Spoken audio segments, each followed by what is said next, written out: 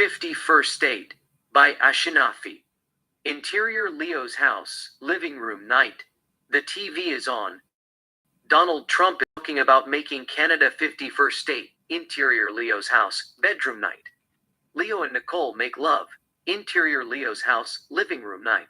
On the TV, Donald Trump continues to talk about making Canada 51st State. Interior Leo's house, bedroom night. Leo and Nicole continue to make love. Interior CIA headquarter day. 15 CIA officials sit on a round table.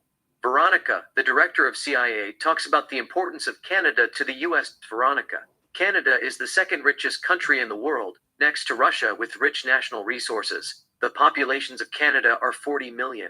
The population of the U.S. is 335 million, which will double by the year 2080. Canada is extremely important for the survival and the prosperity of America.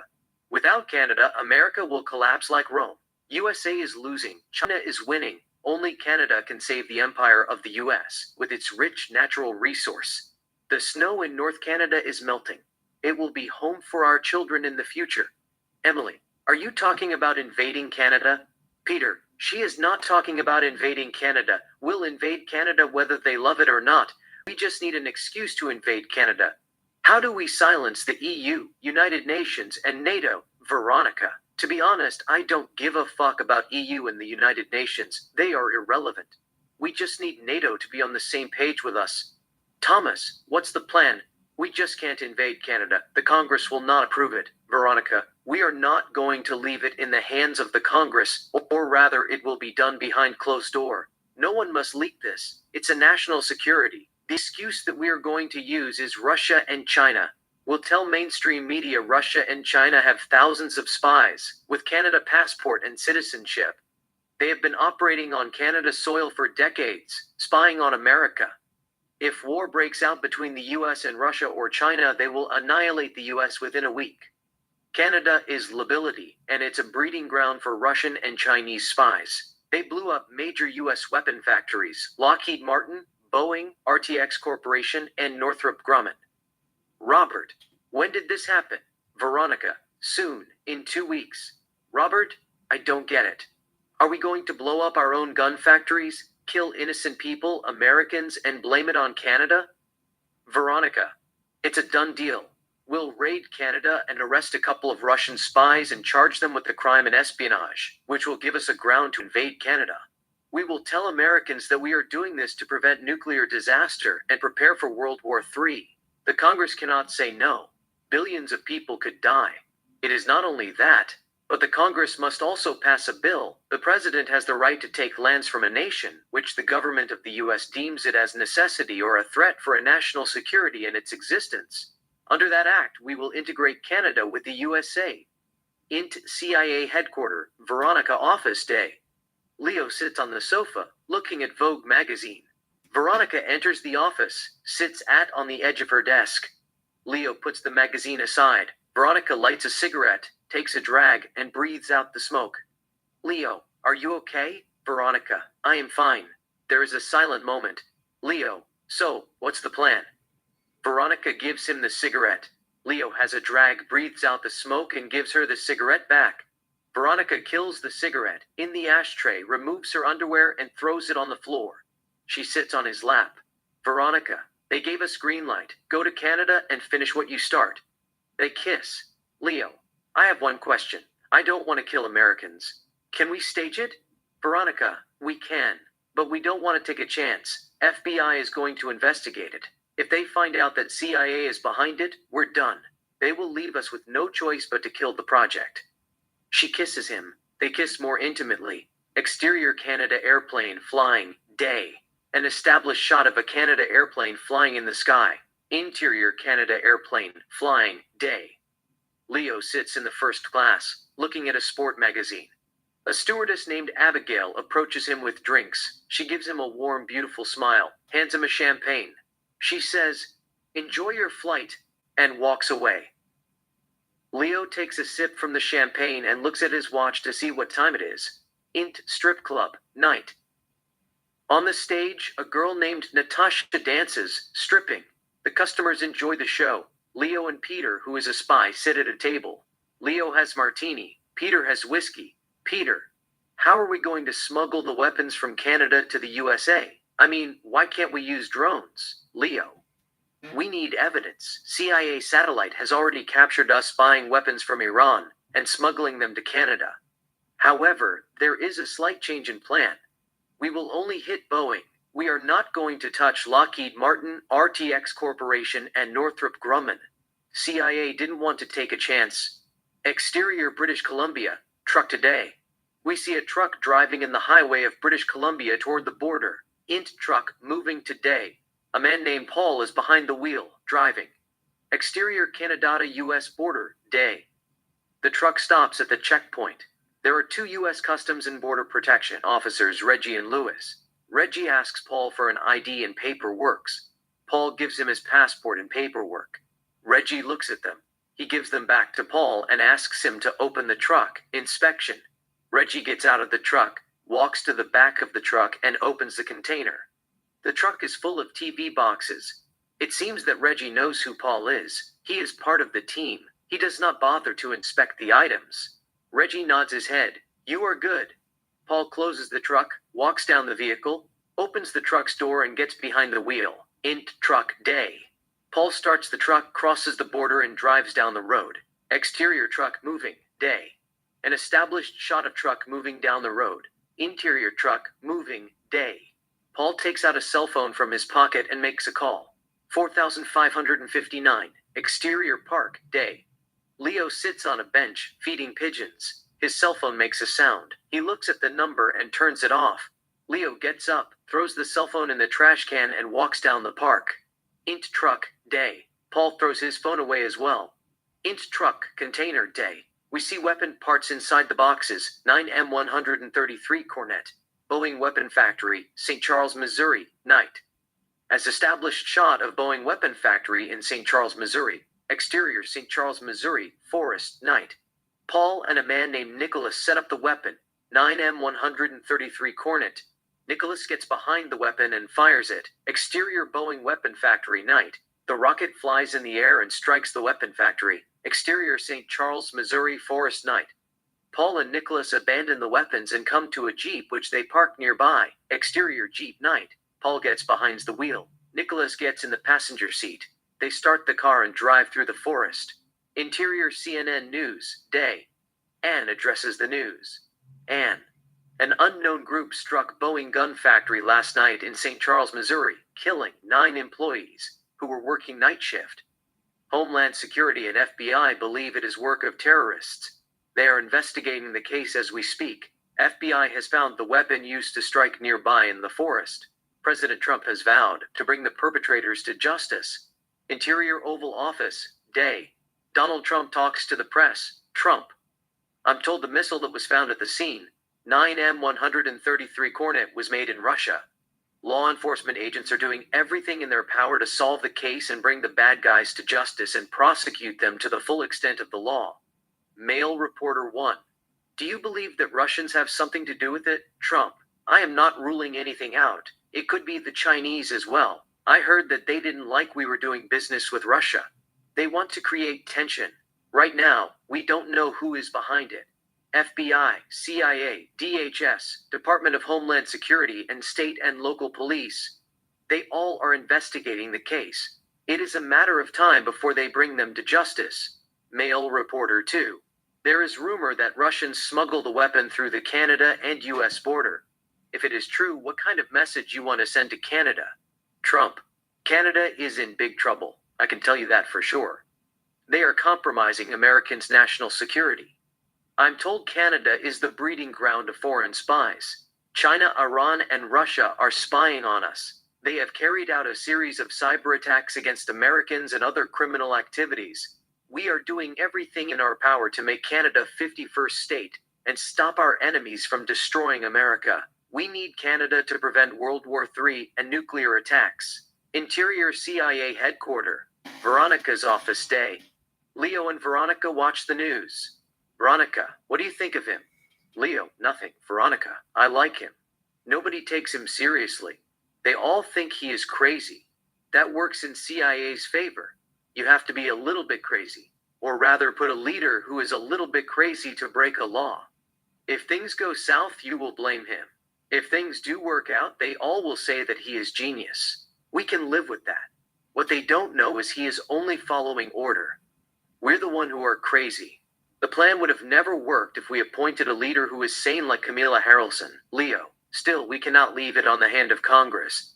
They are a bunch of bureaucrats. They will put us at a disadvantage, Veronica. That is true. But they are the ones who are running the show. We might need the Congress approval to invade Canada. They have to vote on it. Leo, we don't have time for that. It will be a surprise takeover. We cannot give Canada a chance to defend itself. Nobody needs to know about it. We just need Trump's signature. At the congressional hearing, just tell the Congress it is existential threat. Veronica, that sounds good. We don't want any leak. There are Russian spies who work inside the Pentagon. Canada might contact to NATO and stall the process. Plus, I don't want the media to put too much pressure on Trump and throw him off guard either.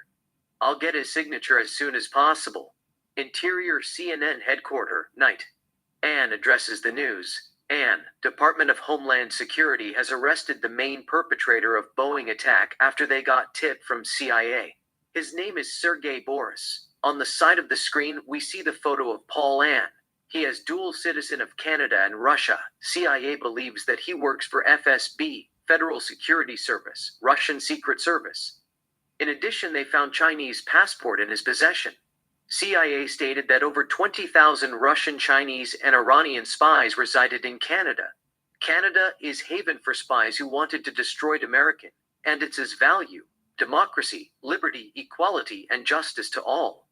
Sergei smuggled the weapon through the Canada and US border on April 5th before he fired it, killing 17 American factory workers. Trump accused Canada of allowing Russian and Chinese spies to operate in their territory and assisting Americans' enemies committing heinous crime against Americans' people. He has vowed to take action against Canada. Interior White House, day. Trump has few words with the press. Trump, I've always said Canada is compromising our safety. We share a big border. I call it an imaginary line. They are very bad at making North America safe. They're putting millions of Americans' lives in danger. As a president of the United States, I cannot let that happen. It is my responsibility to make sure that no harm comes to the United States of America. Canada has become a liability. They are hindering our progress. They let thousands of spies into their country every year, ruthless criminals who wanted to steal our information, destroy our value, and nuke us. We will do something about it soon. Interior Oval Office, day. Trump signs executive order to invade Canada. Veronica is standing next to him. He gives her the document. Trump, you guys better not screw this up. I need Canada for my legacy. No American president has ever acquired this much land in the history of the United States. Veronica, we got everything under control. Trump, EU and NATO are talking behind our back. They are not going to give us problems, are they? Veronica, we'll make them an offer that they can't refuse. Get out of our way or face the consequences. Trump, what about UK? I don't like their parliament. They will crucify us. Veronica, indeed, they will crucify us. Canada is a constitutional monarchy with the British monarch as its head of state. It is a member of the Commonwealth of Nations. But we are closely working with MI6. They are our ally. We will give UK Greenland to quiet them. They need it more than we need it. Our main concern is the French. They might give us a hard time because of Quebec. They are unpredictable. They were pain in the ass. Emmanuel Macron gave us hell during the Ukraine peace talk, sabotaging the peace plan. Trump, what is French weakness? How do we blackmail them? I am told Emmanuel Macron's wife used to be a man. Is she a man? Veronica nods his head yes. Veronica, her DNA is XY. Trump, does Macron know that? Veronica, yes he does. He's just playing for the camera. Trump, we will use it against him. Veronica will also accuse him of the murder of an independent journalist named Natasha Ray, who was digging Brigitte Marcon's past. She is diagnosed with cancer. We'll say Macron and his goons secretly administered a dangerous drug called polonium-210 in her drink without her knowledge and gave her cancer to silence her. They eventually killed her. We will fake her death or kill her and blame it on him. Trump, he is in big trouble. Veronica, he will spend the rest of his life behind bars. Still, that might not be enough. We must attack the system, French system. They are stealing African natural resources. If they give us hard time, we will expose them. Quebecers will surely reach out to France. Trump. I don't like the French. They are arrogant. They think they can sell wine and keep up with China and Russia. Veronica. We will keep an eye on them. Trump. Anyway, we're not going to war with Russia, are we? Veronica. No actual war, only psychological and economical war. Trump. What is the plan if China invades Taiwan? Are we going to take action? Veronica. No real action. We'll just impose few sanctions here and there, that's about it. We need China as much as they need us. Plus, they have promised us to lease key semiconductor companies for the next 25 years till we build our own. They get Taiwan. We'll take Canada. It is a fair trade. Interior Oval Office, Day. Trump addressed the invasion of Canada. Exterior Canada, Day. We see U.S. troops, tanks in the streets of Canada. News montage, the U.S. invaded Canada. Interior Oval Office, Day. Trump continues to talk about the invasion of Canada. Interior Leo's house, night. Leo watches the news. Nicole joins him. Nicole, is he crazy? Leo, he's not. Nicole, why is he invading Canada? Leo, I have no idea. I don't follow politics. Nicole, is there going to be World War III? Leo, who knows? We have a crazy president. Things can easily go south. Nicole, you voted for him, didn't you? Leo, no, I didn't vote. I took rain check. Nicole, so why are you watching news in the middle of the night? Leo, I just want to make sure things are safe and sound. Nicole, what do you really do? Leo, I've told you before. I work for Microsoft. I travel around the world and talk about the product whenever they make new software. Nicole, you were in Canada a couple of weeks ago. My friend said that she saw you in Vancouver. Leo, yeah, I was there for business. They sent me to talk about new BM4. It's weird. I didn't know Trump was going to invade Canada. Nicole, they should impeach him. He is a madman. Leo, I completely agree with you. Leo's phone vibrates. He looks at it. It is a message from Veronica. Int, coffee shop, Day. Veronica and Leo sit at a coffee shop. Veronica, the French is telling us to pull out of French Canada, or they will take military action, and EU is threatening to impose sanctions on us. Leo, what do you want me to say? Veronica, what's the plan? What should I tell the president? He has a meeting with Macron next week. I've already told him about Macron's wife. Leo, just be patient. Give them time. The French are okay. It is a matter of time before they come to their sense. They can't win war against the US. Veronica, what about NATO? They say they might activate Article 5. The US is the aggressor. Canada is the victim. Leo, there is no such thing as NATO without the US. They can't even stop Russia. What makes them think that they can stop USA? NATO is done. It will be dismantled sooner or later.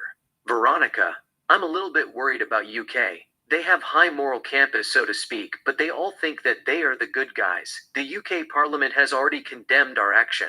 They say that they stand in solidarity with Canada. But the Prime Minister said that the UK would not interfere with North America. Why is that? Leo, we have promised to give them Greenland for their cooperation. They are our alliance. We need UK on our side. UK needs Greenland like the US need Canada. The population of UK will eventually double. They need land. We cut deal with MI6. They are working with us. Veronica, the French are getting in our way. They think that they can undermine us because they have nukes. You know, they're talking about nuclear deterrence. Leo, they're bluffing. They just want the piece of the pie. They don't care about Canada. They want to land. It's all. Exterior Toronto, Day. We see Canadians, thousands of them, protesting in the streets of Toronto. They are waving Canada flags. They sing while shouting Free Canada. Canada will never be a part of the US. Say no to a bully. They begin to sing Canada National Anthem. US military personalities, helicopters, and snipers keep an eye on them. Photojournalists photograph them. There are media personalities from various countries covering the demonstration. A journalist named Diana, 27, addresses the news. Matt, a cameraman, records her. Kevin, 39, producer, stands nearby. Helen, hostile environment consultant, is there with them. Diana. In 2016, nobody thought that Trump would win the election and become the 45th president of the United States. People were shocked. Some even thought it was an early April the Fool joke. In 2024, Trump said Canada would be 50% first state. They all thought that it was a joke. Maybe it is time to take him seriously. If he says there will be World War III, there will be World War III. The invasion of Canada has caused a chain reaction and civil unrest. It has triggered a cascade of major conflicts around the world. It is like a domino effect. One falling domino knocking over the next, drawing more countries into the conflict. Let's hope no nuclear war. Trump and his goons will eventually come to their senses and withdraw from Canada and bring peace to the world. I am Veronica Hill. CBT News from Toronto, Canada. Kevin. It is not Toronto, Canada anymore. It is Toronto, America. Trump will fire you. You're fired. Diana. Fuck Trump. He can go to hell. Kevin. I am not a politician or anything, but you have to give him a credit the benefit of the doubt. He has balls. Diana, he is nuts. There is something wrong with his brain. We are in 21st century. You can't just invade a country for no reason and expect to get away with it. Kevin. He said the US needs Canada for national security, to ward off Russia and China. Diana. You don't believe that, do you, Kevin? It doesn't matter whether I believe it or not. I knew sooner or later they were going to do it. Trump talked about it a lot. They all said that man is crazy. He belongs to mental institution. He just did it. I think he has the last laugh. Diana, I'm speechless. Now the world hates us. I'm scared to say I'm an American. Matt. Just tell them you're from California. They will forgive you. Diana. How are we going to conduct an interview? They all are angry. Kevin. Put yourself in their shoes. 1 minute you have a country. The next minute it is gone. They didn't see it coming. We see a woman burning American flag. She shouts, "Fuck Trump, fuck Trump." People chant with her, "Fuck Trump, fuck Trump." Diana sees a young man walking nearby with a Canada flag around him. Diana. Let me ask this guy a few questions. Excuse me, I'm Diana Hill, CTV News. Do you mind if I ask you a few questions about the invasion of Canada? Young man, no, go ahead, Diana. First, I'm sorry for the mess that our government has caused. The majority of America stand in solidarity with Canada. How is the invasion going to affect Canadians? Young man, we don't want to be Americans. We are Canadians. Canada is our home. Fuck Trump. He can suck my dick. I will piss on his face. I hope he dies of heart attack and burn in hell for eternity. Diana. What are the cons and pros of Canada being 51st state of the United States? Young man. Canada is not 51st state, bitch. Spits on her face, stupid Americans. Canada will never be a part of the US. He walks away. Kevin. Are you crazy? You can't ask them that kind of question. They will kill you. Diana. I just want to cut him short. He is rude. He cursed like he was in a bar. We can't air it. Kevin. They are mad. They lost their country. Let them curse. We will bleep it. Stick to the script. We don't want to get killed here for no reason. Diana. Anyway, I'm hungry. I haven't eaten anything the whole day. Everything looks blurry. I feel dizzy. My brain has stopped functioning. I need some kind of sugar. She walks toward the direction of the camera. Interior Oval Office day. Veronica and Trump discuss politics. Trump. What does Germany want? I heard they are building nuclear weapons. Veronica. It's just a talk. We are keeping an eye on them. They are planning to disband NATO and form a new European treaty organization, United Europe Force, UEF, without the US. Trump. Is that good or bad? Veronica. We have nothing to lose. Mike was hoping to cash. NATO members were supposed to up their defense spending to 5% of GDP and do business with US military-industrial complex. But most have opted to buy weapons from Germany. If they are not going to do business with us, we don't need them. We don't need NATO. Trump. Okay, forget NATO. They keep saying that they stand in solidarity with Canada. We must respect Canada's sovereignty, independence, and territorial integrity. Blab, blab. NATO is a joke. There is no NATO without America. They keep bringing Article 5. An armed attack on one member country is considered an attack on all members. Veronica. They can't stand a chance. Trump. What about EU? They are telling us to withdraw from Canada. How are we going to deal with all those sanctions that they are planning to impose on us? Veronica. The EU is run by a bunch of bureaucrats. Hungary will veto it. Trump. So, who is standing in our ways? Veronica. Nobody is standing in our way. Canada will be the 51st state. We just have to play our cards right. Trump. Are we playing them right? Veronica. So far, yes, we are playing them right. However, the 22nd Amendment to the United States Constitution limits presidents to 2 terms in office. I think we might have to change it. What one U.S. president builds in 8 years, another can destroy it in 1 month for his or her own political gain. We don't want the 48th president to relinquish Canada. Some Democrats and liberals are talking about returning Canada to Canadians. We must change it to 4 terms, years, and have the Congress vote on it. Trump. I'm 80. I have already served 6 years. You add 10 to that. I would be 90. Plus, martial law could last for 3 to 4 years. How old was the Queen when she died? Veronica. 96. Trump. I think I am in better shape than her. I'll see what I can do. Or maybe JD will run. He will not hand Canada over. I have faith on him. Exterior Canada Day. We see about thousands of Canadians carrying sings and protesting in the street. They burn the USA flag. They, INTI, CIA, Veronica's office day. Veronica has a word with an agent named Ben. Ben. Trump cannot run for 3rd term, can he? Veronica. No, he can't. The Constitution sets a 2-term limit for presidents. But he can suspend the election till the Canada becomes part of the US. Or he will just extend the martial law to prevent World War III and stay in the office for a few more years. Ben. Did you discuss with him extending the martial law? Veronica. We haven't discussed about it yet. Ben. Anyhow, you just need to tell him not to travel. They all want him dead, even Americans. The Bureau just arrested 2 Americans in Florida after they purchased a drone in dark web. They were planning to take his helicopter down. The intelligence chose not to expose them to show the world that Americans are behind Trump. Veronica. I was informed about it last night. They told me that they were just kids. It wasn't a real threat. Ben. Still, it's better to be safe than sorry. Interior Oval Office, day. Trump meets Musk at the Oval Office. Trump. What do you think about Canada? Musk. Canada is a dream come true. They have one of the world's largest oil reserves. Canada is also the world leader in potash production.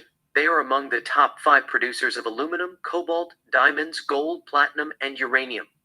We need Canada if we wish to colonize Mars. Trump. That is what I keep telling them. Canada is our ticket to set foot on Mars. We need a lot of fuel to get there. In fact, we are going to open new space program in Canada and speed up the process. I want you to be the new Minister of Space. Musk. I'm honored. We will build a couple of spaceships, travel to Mars, and inject it with greenhouse gas. That is the goal. In fact, by the year 2085, we will deploy robots to Mars and have them build infrastructures. The robots will live in houses and apartment complexes. They will dig natural resources and send them back to Earth. Trump. Why do they need a house and an apartment complex? They can sleep in the street, can't they? Or just let them work 24 hours. Musk. We're going to model them based on human behavior. We'll just go there and replace them. In addition, we'll broadcast their lifestyle on cable. It is like reality TV. If they work 24 hours, it would be boring. Nobody will tune in. We are sending robots who look and think like human beings. Trump. I like reality TV, but at the same time, I want you to speed it up. I would rather see them working night and day than getting manicure or dancing at a nightclub. Musk.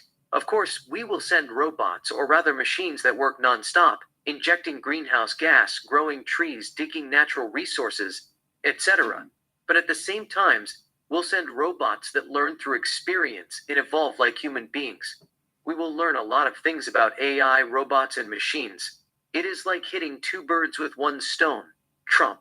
That is interesting. My question is, what if they take over like the Matrix? What if they say Mars is ours and attack us? Musk. We are willing to take that risk. It is a gamble, but it will pay off. We have nothing to lose. Sooner or later, we have to leave Earth and move somewhere else. Trump. I get it. Now, you're the Minister of Space.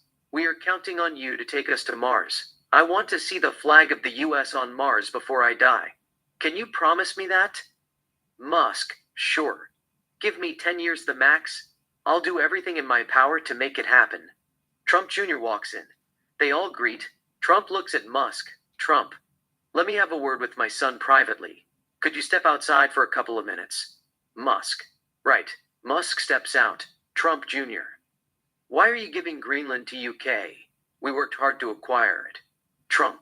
It's politics, son. We need UK by our side. They will help us speed up things. We have a bigger fish to fry. We must focus on Canada. Trump Jr. Why can't we acquire both Canada and Greenland? They are both in North America. Trump. We are just going to lease it to UK. Jr. Are you going to lease it or sell it? Trump. Sell it. Let's not be greedy. We've already got Canada. We need UK. Without UK support, we will be forced to go to war with NATO. Jr. It seems that we are creating a new enemy each day. China, Russia, France, Spain, Saudi Arabia, Iran, and others. A lot of people in Europe are protesting, burning American flag, and hanging your dummies. The world hates you. Trump.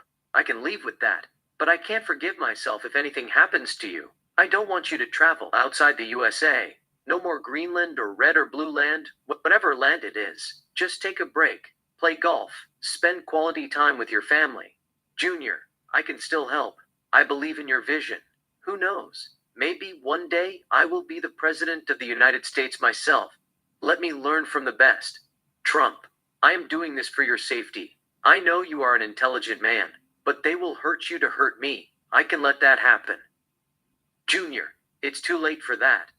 When you vowed to be the president of America, you agreed to put America first before your family. That's the reality. There's nothing you can do about it.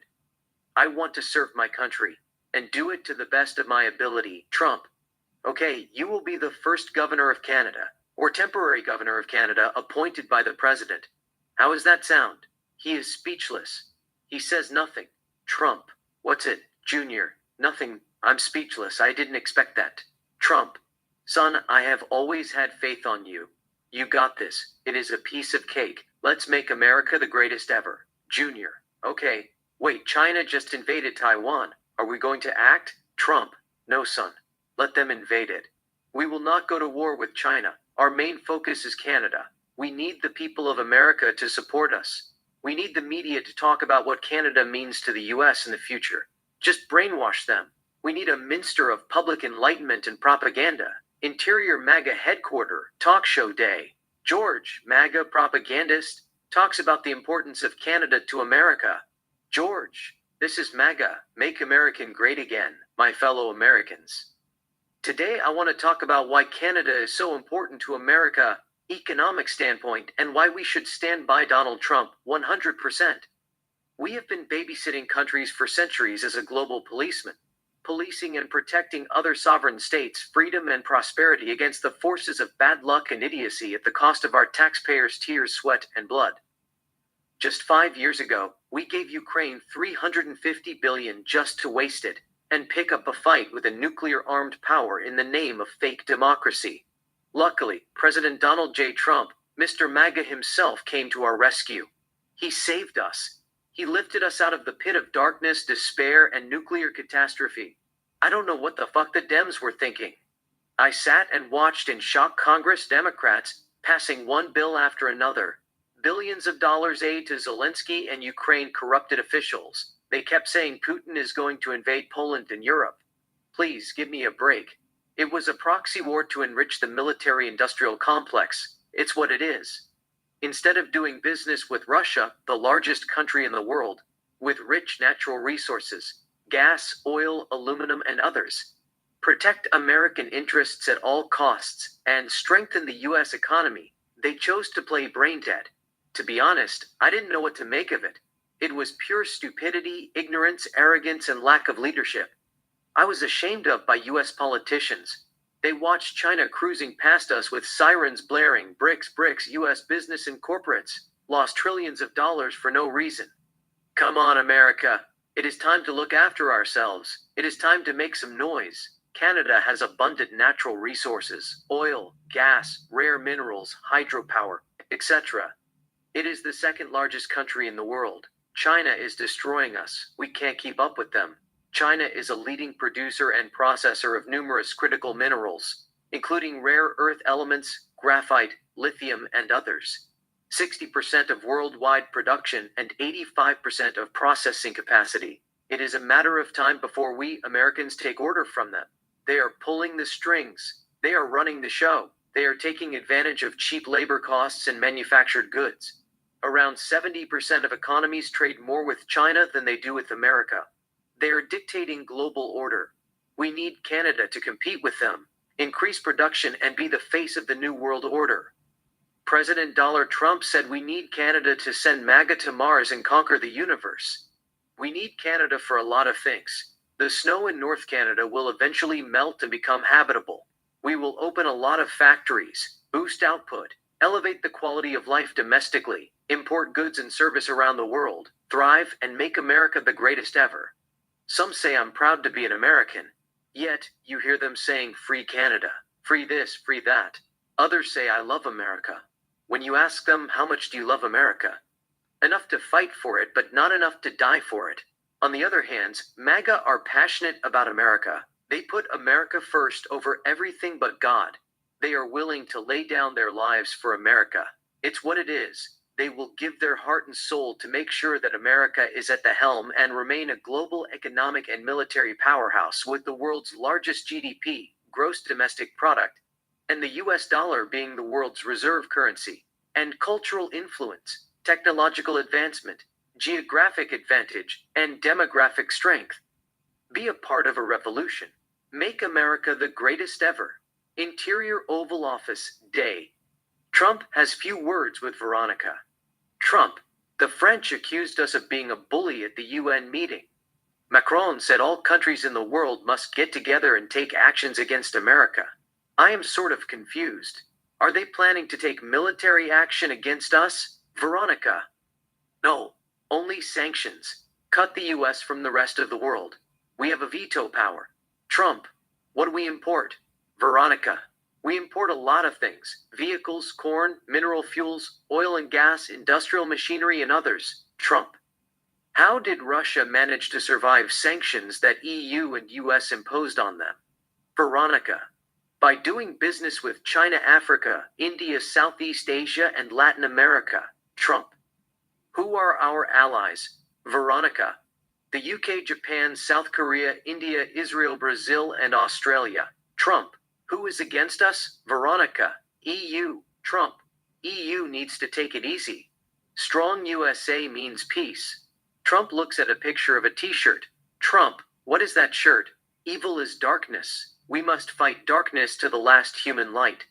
I'm told it is the highest selling shirt in the world.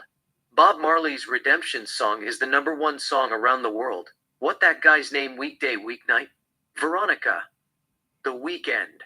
His real name is Abel Tesfaye. He is from Canada. He lives in Beverly Hills. His parents migrated from Ethiopia. Trump, he is causing a lot of problems. They said he sang the Redemption song at the Coachella. Americans were singing alone with him while waving Canada's flags. Who let that happen? Veronica, it's California. They don't care about which direction the US is going. They are socialist. Trump, I watched someone burning the US flag. Did they arrest the man who burned the US flag? Veronica, no, they did not. It is legal to burn the US flag in the United States. It's considered a form of speech protected by the First Amendment established in the 1989 Supreme Court case Texas versus Johnson. Trump, okay, I want the weekday guy to be arrested for inciting terrorism. They said his video has over 1 billion views in 1 week, singing Redemption song. In fact, no Canadian is allowed to perform on the stage. It is a national emergency act. Veronica, no problem. We will take care of it. Exterior Abel's mansion, Day. An established shot of Abel's mansion. It is a beautiful house. Interior Abel's mansion, living room, Day.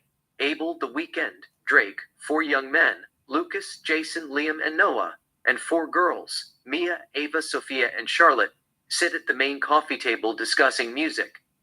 They all are holding lyrics. Drake, am I going to rap it or sing it out loud? You know, I need more material. This is not going to change anything. Reads it out aloud. O Canada, my home and native land, brave heart, courage, and loyalty, in all your children command. My blood is thicker than the sand. Freedom is at hand. O Canada, the love I have for you melts the ice. With burning passion I see you rise. Virtue may pay no heed to pride and vice, but your enemies will pay the price. I pledge allegiance to red and white. I stand up for what's right. I'll defend your honor day and night. I'll die for you in the spotlight.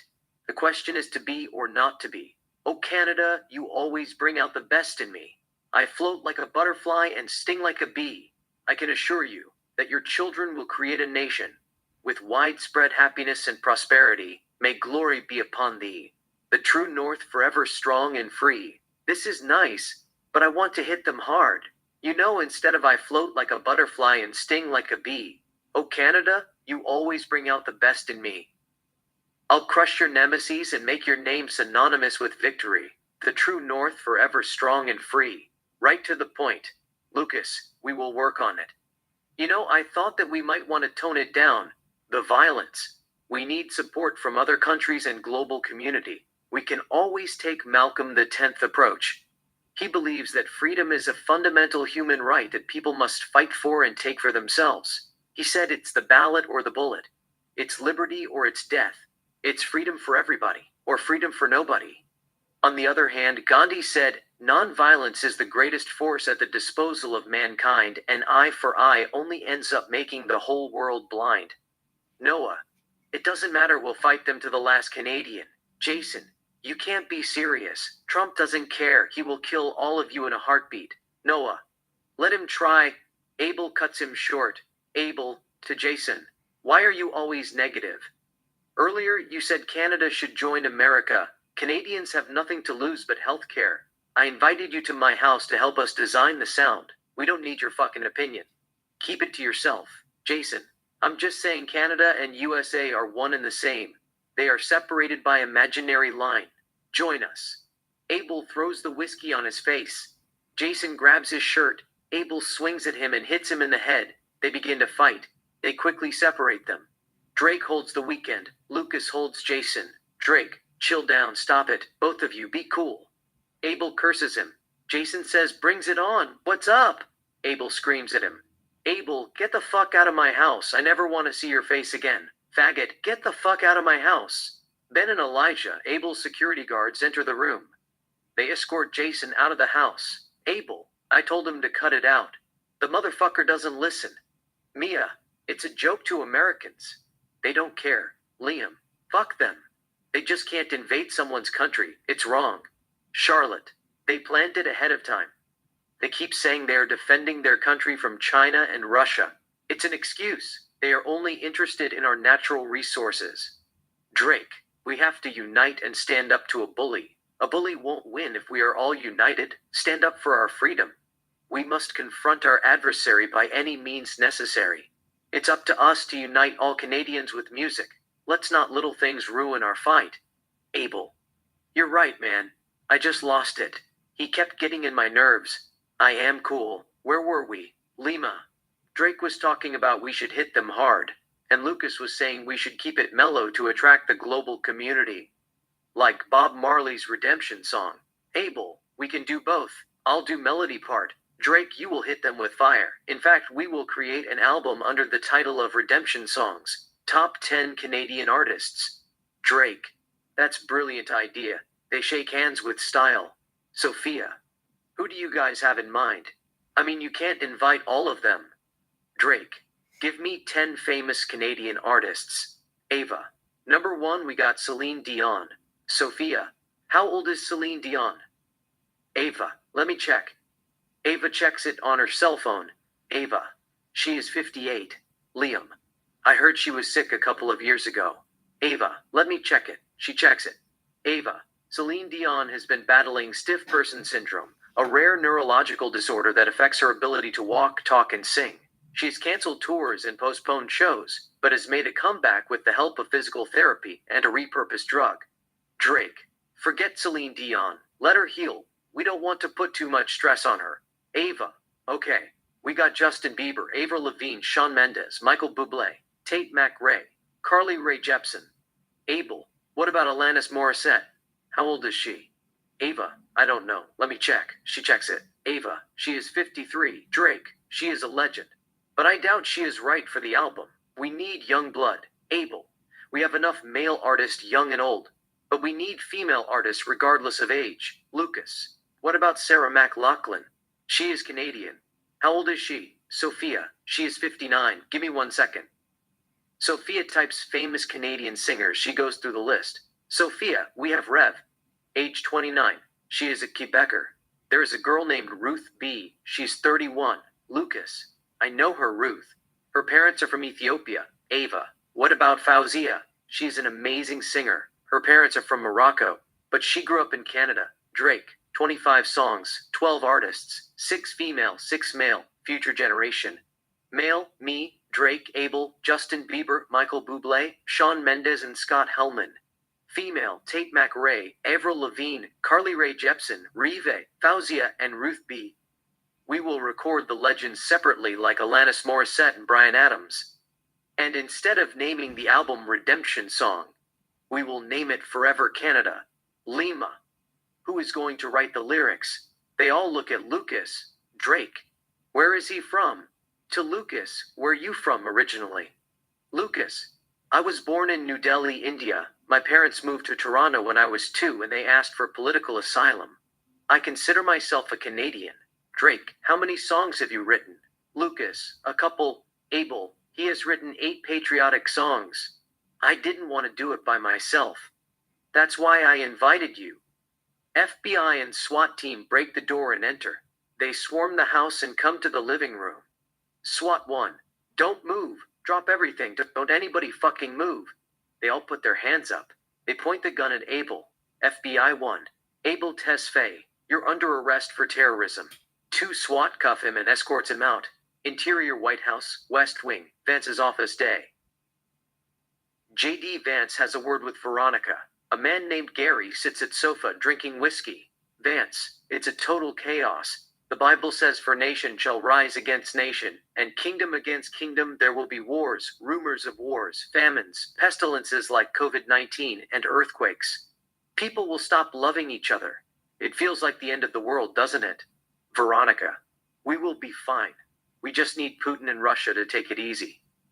Vance, didn't I tell you if we invade Canada, Russia would do the same? Put the old Soviet republics back.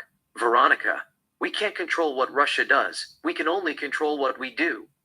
Canada is critical to the US economy. We got Canada. We hit jackpot. We don't care what Russia or China is doing. We must secure Canada by any means necessary. Vance, it's true. But Russia is using tactical nuclear weapons. That's not right. They killed 15,000 people in Kazakhstan alone. Gary, I thought that Putin was not interested in recreating the Soviet Union. What changed his mind? Veronica, it is not Putin's idea. It's Dmitry Medvedev who is in charge. He has warned them, surrender or die. Gary, Medvedev is the devil. He has no regard for human being. Vance, he is a lunatic. But we are the one who started the war. If we hadn't invaded Canada, Russia wouldn't have done it. Gary, I think that the Federal Security Service FSB knew that we were planning to invade Canada ahead of time. They have Russian spies in our building. They were just waiting for us to make the first move. It is nothing new. They controlled 85% of the former Soviet republics in 1 week. Vance, what do Russia want? Veronica, Russians are saying that those countries were part of USSR. The referendums that they held in 1991 were illegal. It was against the Constitution of USSR and Russia. They are invalid, signed by corrupted leaders to serve the United States' interests. Vance, what's NATO saying? Veronica, they ask Russia to withdraw from Estonia, Latvia, and Lithuania. They are NATO members. EU and UK have warned Russia to withdraw from Ukraine, or they will take military action. They are bluffing. Gary, NATO says that they will kick the US out of NATO if the US doesn't pull its troops out of Canada. They give Trump 365 days to think about it. That is the deadline. Trump told them NATO is done. The US started it. The US will end it. The UK is already withdrawn from NATO. After the Greenland, NATO is less powerful than the United Nations. They are begging Trump and Russia not to destroy civilization. Dmitry Medvedev tells them, there is hidden order in chaos. We shall embrace it. Vance, I didn't see it coming. Russia invading the former Soviet republics. Putin said he wanted peace after the Ukraine war. Is CIA Unit 5 behind it, to take the pressure away from the US? Veronica, I don't know. Nobody is saying anything. Vance, anyhow, the French continue to push their luck. What do they want? Veronica. The French intelligence agency, DGSE, has already agreed to work with us. We have promised to pay the French government 0.5% of our GDP for the next 50 years due to French Canada. It is under the table. We didn't sign anything. It is a proposal. But Macron keeps getting in our way. They might assassinate him. He is always seeking fight with nuclear-armed powers, Russia and the US. DGSE thinks that he is putting the French people in danger. They don't like it. Gary, should we give them green light? Veronica, no. We need him in the office. We got everything under control. Let's give him the benefit of the doubt. He's going through emotion. If we take him out, the French will be mad at us. Interior White House Oval Office later. Trump has a word with Veronica. Veronica, we have major news. India just attacks Pakistan's nuclear facilities, killing thousands of people and releasing a large amount of radioactive material into the environment. Millions of people are contaminated. Trump, why are they fighting? Veronica, they were fighting over Kashmir. But India caught them off guard. They hit Pakistan's main nuclear facilities last night and invade Pakistan, planning to take the entire Kashmir region and annex Punjab, or perhaps integrate Pakistan to India. Trump. So, what are we going to do? Veronica, nothing. We'll just condemn India for their insensitivity and wish Pakistan people speedy recovery, so to speak. But the US will do everything in its power to clean up the radiation in the area and save millions of lives. Trump. Vance's wife is from India, isn't she? Veronica. She is born in America. Her family is from India. Trump. Does he know what is going on? She nods her head, yes. Veronica. Yes, he does. Trump. Is CIA behind this? Veronica. I think so. The men in black might have something to do with it. They have informants everywhere. They know what is cooking around the world. At least they could have prevented it, but nobody informed me. Trump. Was there a big explosion? Veronica. No video yet, except few satellite images. It looks like a regular explosion, but it emitted a lot of radiation. Pakistan built the nuclear facility in a dense population, thinking that India or anyone who had a drop of humanity in their soul wouldn't bomb it. They were wrong. 127 million people live in Punjab alone. They might have to evacuate and go somewhere else. Trump. What is the population of Pakistan? Veronica. 240 million. Trump. Should Pakistan join India? I heard they are same people. Veronica. It is up to them. Pakistan has significant amount of gold, and they just discover some oil and gas. India has coal, and the Kashmir region has many natural resources, including minerals, water, forests, and agricultural land. Reunification would benefit both countries, the people. It's like the USA and Canada. Trump. Are we friends with Pakistan or India? You know, India is a founding member of BRICS. They do business with China and Russia. Veronica. Are still friends with India. Pakistan is our ally as well. We are not going to take sides. Besides, we are not in a position to tell others to respect the sovereignty and territorial integrity of a nation. We have lost that privilege after the invasion of Canada. Now all we can hope is peace. We must avoid World War III at all costs. There is no law and order in the world anymore. They all are duking it out. Soon they will nuke it out. There are no rules. We broke the law. Everybody is following our footstep. Trump. What about Iran? How are they behaving? Israel is not in danger, is it? Veronica. No.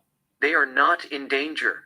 Iran has already agreed to dismantle their nuclear program at the end of the year. We will wait. If we attack Iran now, millions will die. The world sees us as bad guys. A lot of Americans think that we invaded Canada to protect ourselves from Russia and China and a nuclear attack. If we bomb Iran nuclear sites, it will make us look bad. To be honest, I would rather annex Baja California than bomb Iran. Trump, are you suggesting we should annex Baja California too? Veronica. I'm not suggesting anything, but if I had to choose, I would rather annex Baja California than wage a war against Iran. Trump. How are you planning to annex Baja California? Veronica. It is easy. Maybe not now.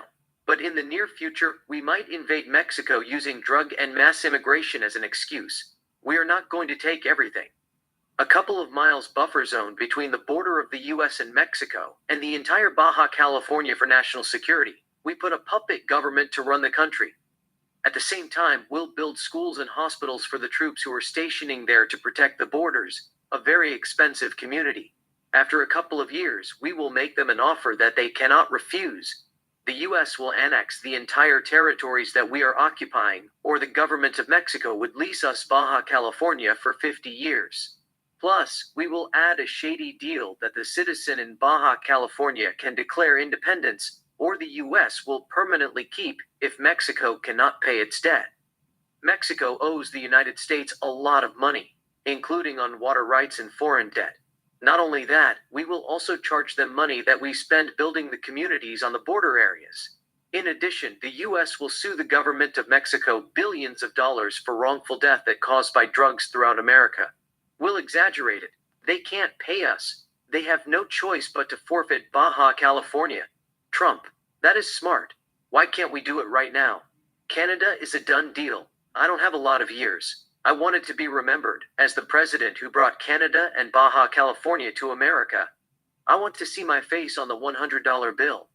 Benjamin Franklin was never president of the United States. They should put him on a new $40 bill or something. Veronica, I think they will put your face on a new $200 bill. Trump, nobody carries $200 bill. It's like George Washington. His face is on $1 bill, even though he is the founding father of America. I'm not going low, but at least a lot of people will know who I'm in the future. It's a little bit of an irony. I would love to be featured on $200 bill, but nobody is going to carry $200 bill.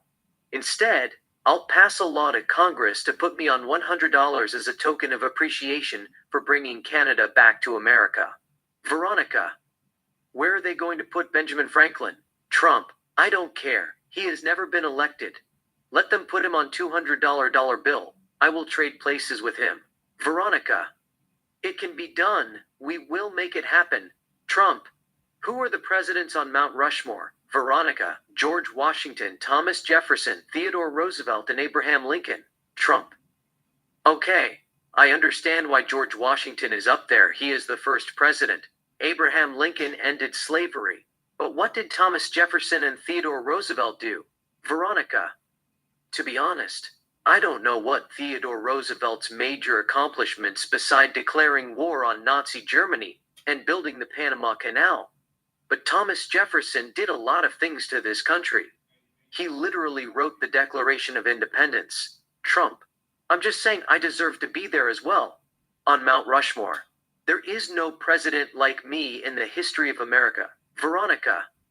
I couldn't agree more. We will take care of it. In fact, you would be the first living president to be carved into Mount Rushmore. The Congress doesn't have a say on it. Trump. How much would it cost? Veronica. To carve it or bribe them? Trump. Both. Veronica. About $20 million the max. Trump. Can you get it done? Veronica. I know someone who can get it done. It'll take 2 years the max. It will be done secretly. Trump. What do you mean by secretly? Veronica. We are not going to let anybody see it. We don't want people to come and protest at the site for whatever reason. We will just tell them the Mount Rushmore Committee has selected a president based on his roles in shaping the United States. It is a surprise. Trump. Where is Mount Rushmore? Veronica. It's South Dakota. They are Republicans. It is a Republican state. It shouldn't be a problem. Interior hotel. Bar night. Veronica and Leo sit at a table. Veronica. I am divorcing my husband. Leo. Why is that? Is he cheating on you? Veronica. No, it's just that he might be gay. He visited a lot of trans porn sites. In addition, he loves anal sex. Leo. A lot of guys love anal sex. That doesn't make them gay. Veronica. Do you watch trans porn? Leo. No. I am only talking about anal sex. It is tighter than vagina. Veronica. Why you never suggested anal sex with me? Leo. I did not know that you were into anal sex. She cuts him. Veronica. You just want to get it over with it. Is that it? Leo. No. It's just that I believe in giving. You know, anal sex is receiving. There are not a lot of nerve endings. Women do it to please their men. But sex is a game of giving and receiving. Veronica, I didn't know you had a degree on carnal knowledge. You love flirting with women.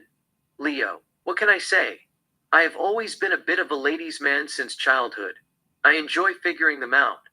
Veronica. Anyway, we have a lot to talk. I feel like we are heading toward World War III. Russia continues to use tactical nukes. India is at war with Pakistan. China invaded Taiwan. Iran is threatening to use nukes against Israel if America targets its nuke sites. Serbian troops invaded Kosovo. France continues to condemn the US and Russia, suggesting the world must unite and stand up to bullies. Venezuela invaded Guyana. Argentina is about to declare war against South Africa over Antarctica. In Africa, everybody is fighting. It is Armageddon. Leo, we can only control what we can control. They all will cool down. We are not going to wage war against China or Russia. We are using them as decoys. Both Russia and China know war between those three countries is the end of the world. Humanity might not recover from it for another 400 years, with the radiation and all. Extinction is not new to life. It was a huge asteroid impact and volcanic eruptions that wiped out the dinosaurs 65 million years ago. This time we are going to do it to ourselves. Veronica. Who is to blame for that? CIA. Leo. It's a gamble. No risk, no reward. It is a matter of time before we got everything under control. We just need to convince Americans that we know what we are doing. This too shall pass. Veronica. Anyhow, I just can't stand France. They are making us look bad. I thought that they were our ally. I told the president that they are our friends, not to touch them. But they are turning the world against us. Europeans are burning our flags. They said death to Trump after Macron's speech. We have no choice but to expose him. His wife is born a man. We will blackmail him. Plus, I want you to make a documentary about how French stealing Africans' natural resources, especially France's former African colonies. How the French policy is making Africa poor compared to UK and others, and how they burned down and destroyed houses and factories when they were forced to leave Africa. And how the currency of West Africa is controlled by the French treasury, and in turn, African countries channel more money to France than they receive in aid and have no sovereignty over their monetary policies. Leo, are you sure? I mean, Macron just wants to save his ass. He is not speaking for the system. The system is our friend. Veronica, it is to scare them. A little bit extortion doesn't hurt. We will screen it to him privately, make sure it is graphic. How French foreign legions in Barkhane and West Africa are raping underage girls, paying them a franc for blowjobs, sodomizing little boys and all. Get few mixed kids and make up stories. I want Africans to burn those motherfuckers alive. You burn American flags. We burn you alive directly or indirectly. Macron must know who he is fucking with. We will expose them how they continue to colonize countries around the world. French Polynesia, French Guiana, Martinique, Guadeloupe, and others, even though colonization is illegal under international law. The pot calling the kettle black. He's going to be in the hot seat. Leo, we will take it one day at a time. Let's just wait till we exhaust all the possibilities. I believe that we can salvage relationship with France. We share common values and have parallel policies on most political, economic, and security issues. We don't want to ruin that. Veronica, they've left us no choice. We must act right away. They want Quebec, French Canada. We are not going to give them Quebec over our dead body. Leo, if you say so. Veronica. Next, we need to have few words with Russia. We will give them satellite images of key strategic locations and share intelligence. In exchange, they must stop using tactical nukes. Keep it quiet. We are not against or with Russia. It's just that nukes are bad news. Leo, sure, but they say no good deed goes unpunished. Veronica. It doesn't matter. I believe in karma. Leo. The last thing I want to talk about is karma. We can't use karma, America in the same sentence. God created Judgment Day for us. Veronica. Judgment Day or not, the US needs Canada. Russia is making a move and China is controlling all the natural resources around the world. Don't pretend this is bad. You know the deal. The US can't survive without Canada. Leo, it is just that we see something we like, we take it. Veronica, just shut up and fuck me in the ass. I have a lot of nerve endings in my ass. She removes her underwear and throws at him. He smiles to himself. Interior hotel, suite, bedroom, night. Leo and Veronica make love. Interior West Wing, Vance's office day. Vance and Veronica sit at the desk discussing politics. Vance, why are we exiting from NATO? Don't we get immunity from invading a NATO country to protect our country? Veronica, no, the US doesn't have immunity from attacking NATO members. Article 5 says that an attack on one NATO member is considered an attack on all members. They all joined because they thought the US will protect them. On the other hand, the US doesn't need protection from NATO. It can defend itself. It is waste of taxpayers' money. However, it might come in handy. It will help us divide them. The UK and France are the only two nations that have nukes. The UK has already told reporters that they will not attack the US. The two countries have strong cultural ties. They will resolve the issue with dialogue. On the contrary, France says an attack on one NATO member is considered an attack on all members. The US attacked Canada, a member of NATO. They are not immune to Article 5. France stands in solidarity with Canada and its territorial integrity and sovereignty. They will defend Canada, but they will not use nukes. If Canada decides to fight back, they will fight with them. We told them good luck with that. Vance, how many countries have joined NATO? 31, 32 countries. Veronica, 32 countries. Vance, what happened if they send troops to Canada? Veronica, it's suicide. They are not going to make it. Vance, suppose we rule out nuclear weapons. Do you think the US can beat 32 countries? Veronica, first, they are not 32 countries. You take out the US, you take out UK. They have already exited from NATO. Russia has already invaded Estonia, Latvia, and Lithuania, who are members of NATO. Slovenia, Montenegro, and North Macedonia are fighting with Serbia separatists. I doubt that Spain will send troops to the US. They are going through a rough economic patch. They are also facing internal conflict. The Catalonians want independence. If they ever dare attack us, they will lose Barcelona and Catalonia and Basque Country, which leaves us with less than 15 countries. We will defeat them under 48 hours without nukes. The biggest threat is France. They possess nukes, yet we have already said no nukes. We will go at it fair and square. Vance, let's not underestimate our enemies. Norway, Sweden, Turkey, Germany, and Poland have strong and well-equipped militaries. Veronica, I doubt Poland will join them. They are in panic mode. They think that Russia might attack them for arming Ukraine during Russo-Ukrainian war. It is payback time. Vance, okay, forget Poland. NATO is still strong without Poland. Suppose they attack us. USA is not hard to invade. We have large seacoast. We might bomb most of them, if not all of them, which means it would be air warfare. Veronica, they don't stand a chance. Vance, what about France? I am running out of patience. We have to be careful. French people have a lot of pride. They hate America. You've already seen the demonstrations in Paris and throughout France, burning the USA flags and all. I know that they care about Quebecois. But it is sad. I have never seen anything like that, hostility and hatred toward America. Except in the Middle East. Veronica, people in the US were protesting Free Palestine. It is not because they care about Palestine or hate Jewish. They just thought it was a cool thing to do. It is the same thing. French don't care about Canada.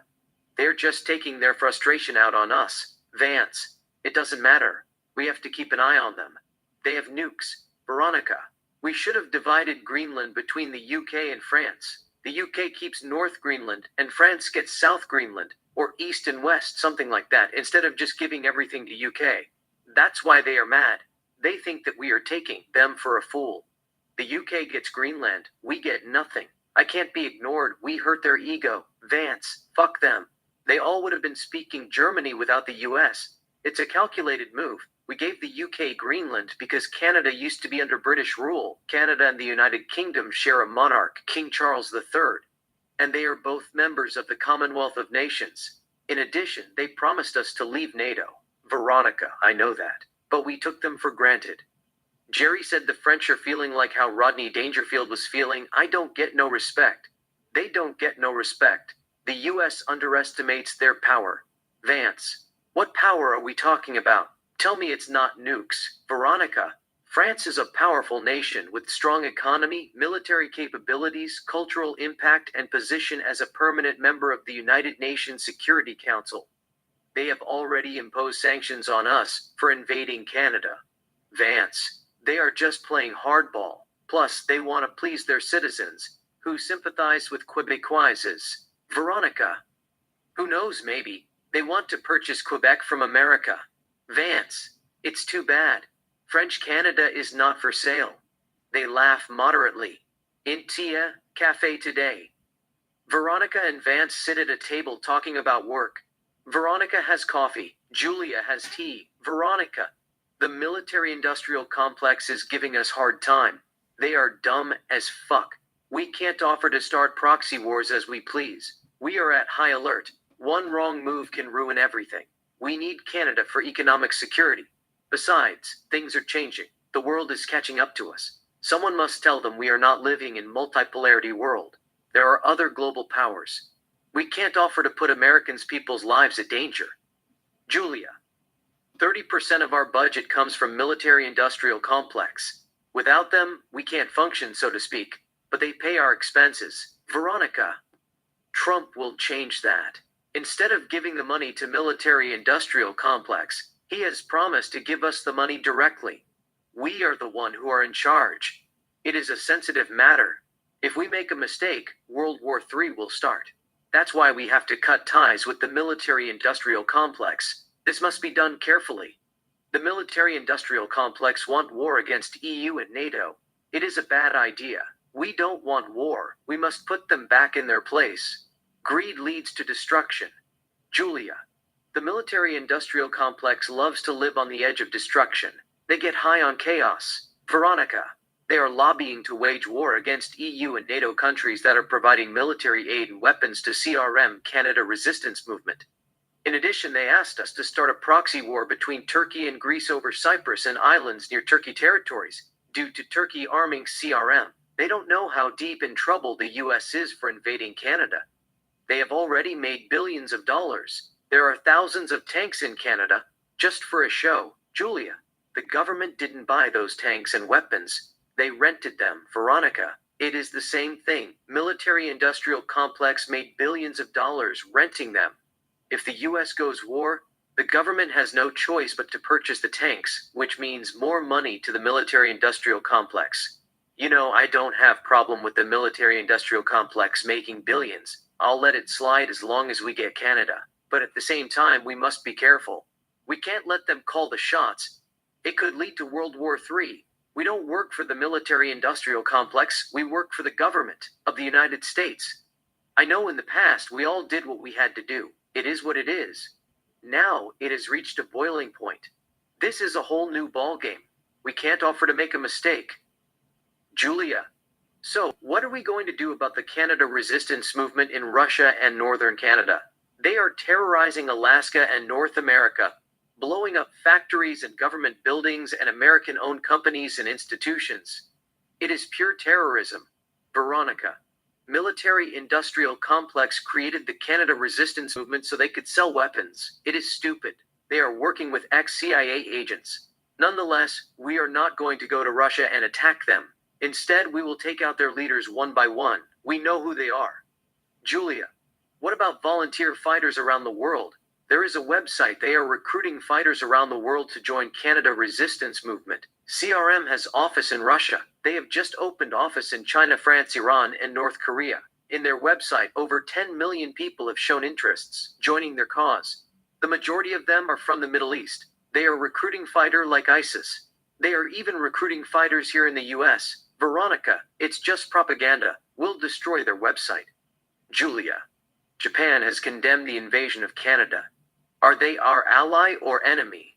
Veronica, they are our ally, but they want something in return. Trump has already assured them to hire Japanese mining companies and infrastructure investment firms in enterprise to mine and build infrastructure. Billions of dollars worth deal. In addition, citizens of Japan can travel to America visa-free. Julia, so why did they condemn us? Veronica, they don't want to be ostracized. The world is against us. France and EU are planning to boycott US products and countries that support the US. It is okay. You can say we disagree with the United States. You then turn around and shake Trump's hand. You kill two birds with one stone. Japan is trying to kill two birds with one stone. It's all. Japan's economy is heavily dependent on the US. They need us as much as we need them. Julia, China and Russia, nothing has changed. Veronica, in politics, keep your friends close and stay away from your enemies as far as you can. We must stay away from those two countries. Let them wreak havoc. It is none of our business. The goal is to integrate Canada to the US. I want you to gather information, which will help us make Canada 51st state of the United States sooner than expected. Julia, I just have one question. What about North Korea? We are not going to allow North Korea to invade South Korea, are we? Veronica, like I said, it is none of our business. You have to look at the bigger picture. We have a bigger fish to fry. Henry Kissinger said it may be dangerous to be America's enemy, but to be America's friend is fatal. South Korea is on its own, so to speak, but Canada is the Holy Grail.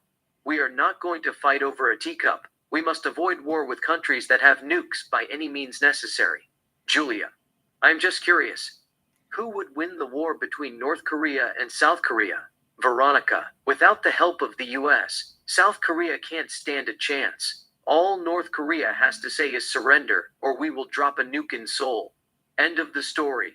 Julia, they are not going to drop nuke on their own people, are they? I mean, they are both Koreans. Veronica, yeah. But the North is crazy and the South is stubborn. It's a bad combination. Be that as it may, but when you mix two together, one of them tends to dominate for some reason. Crazy has the upper hand over stubborn. It is like mixing Coke and coffee. The coffee flavor usually dominates due to its higher caffeine content. You still get coffee with a slightly sweet and carbonated aftertaste. You will get a big North Korea, with K-pop stars when it's said and done. Veronica gets up. Veronica, anyhow, I had a meeting with the VP. See you, Julia, bye.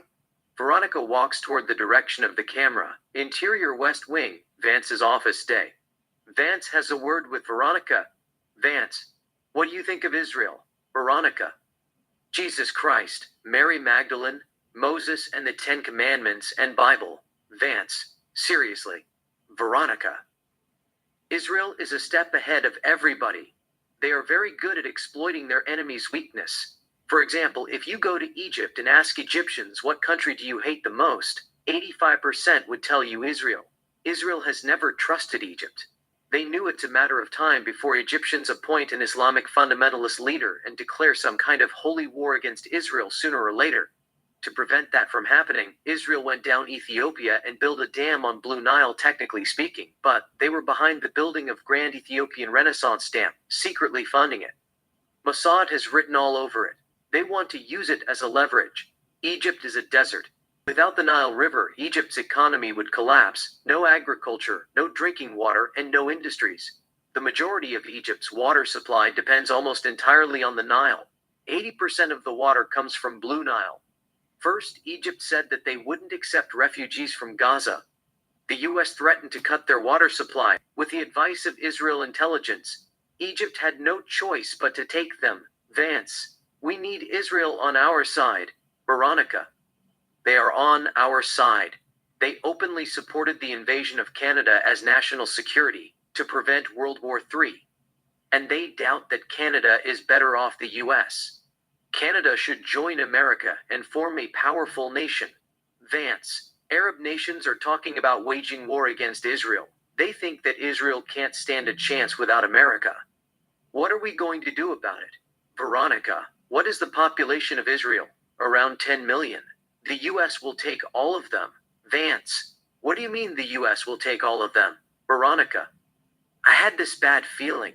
It's going to be uglier than Holocaust. We must evacuate all of them and then defend Israel's territorial integrity by air. Regardless, we cannot offer to send troops to Israel. The world must think we are at risk. Russia and China are our enemies. We need Canada to defend our country. Vance, in your opinion, who poses a greater threat, China or Russia? Veronica. China. They are moving at the speed of light, in the sense They are taking us to school, so to speak. But they are ahead of us economically. It makes you wonder if communism is good. We can't stand a chance without Canada. Vance, the US invading Canada has done nothing but create chaos around the world. I know we need a little bit of chaos in our soul to give birth to a dancing star. But it has caused chain reactions, the domino effect. Everybody is going at it. Millions have died for no reason. Just imaginary lines and false ideologies. Veronica, that's sad. But we have a job to do. Our job is to save America. I'm not talking about now, but in the future. Just ask yourself, what would Romans have done if they could go back in time and undo a mistake? Vance, not just a mistake, mistakes. Rome fell because of political corruption, economic decline, military weakness, and external invasions from barbarian tribes. I know what you are trying to say. One thing stands above all of them: economic decline. Without strong economy, you can't have a country. Veronica, the world is a battleground, but we don't fight with tanks, bombs, and rockets anymore. That is entertainment. We battle with goods, service, currency, and economy. Win the battle of economy. You win the war. That's why Canada is so important to the US. We can't offer to fuck this up. Vance. Anyhow, let's talk about Israel more. Can Israel defend itself? I mean, we'll support them financially. In addition, we will send a couple of American troops, saying they are American Jewish, collision of the willing and volunteers to save the Holy Land from Muslim occupation. But is that enough? Veronica, there are 22 countries in the Arab League alone, without counting Iran and Turkey. The population of Egypt alone is 115 million. This is not going to be a 6-day war. It is going to be a holy war. They are going to hit Israel with everything they got, with the support of Turkey, Iran, and other Muslim countries like Pakistan, Bangladesh, Afghanistan, and even Indonesia and Malaysia. They are waiting for an excuse to declare holy war on Israel. I think we might have given them an excuse to do it by invading Canada. Vance, let's not get ahead of ourselves. The Arab League is fake. They are composed of Palestine, Djibouti, Somalia, Sudan, Syria, Yemen, Comoros, Mauritania, Iraq, Lebanon, etc. Most of them can't even feed themselves. There are fighting civil wars. What makes you think that they can stand a chance against Israel with their nukes? I mean, I am not underestimating Saudi, Qatar, and United Arab Emirates. They have more money than God. They can finance the war. But Israel will destroy Mecca and Medina. Just think about it. If Israel drops a tactical nuclear weapon in Mecca, Muslims can't travel there and pay respect to Muhammad or Allah due to the fear of being exposed to radiation. The Quran clearly states Muslims are required to make the pilgrimage to Mecca, known as Hajj, at least once in their lifetime. The Saudis knows it. Israel knows it. That's why the government of Saudi Arabia always uses dialogue to solve problems. Veronica, nothing is certain. Maybe Saudi Arabia will sit it out this time.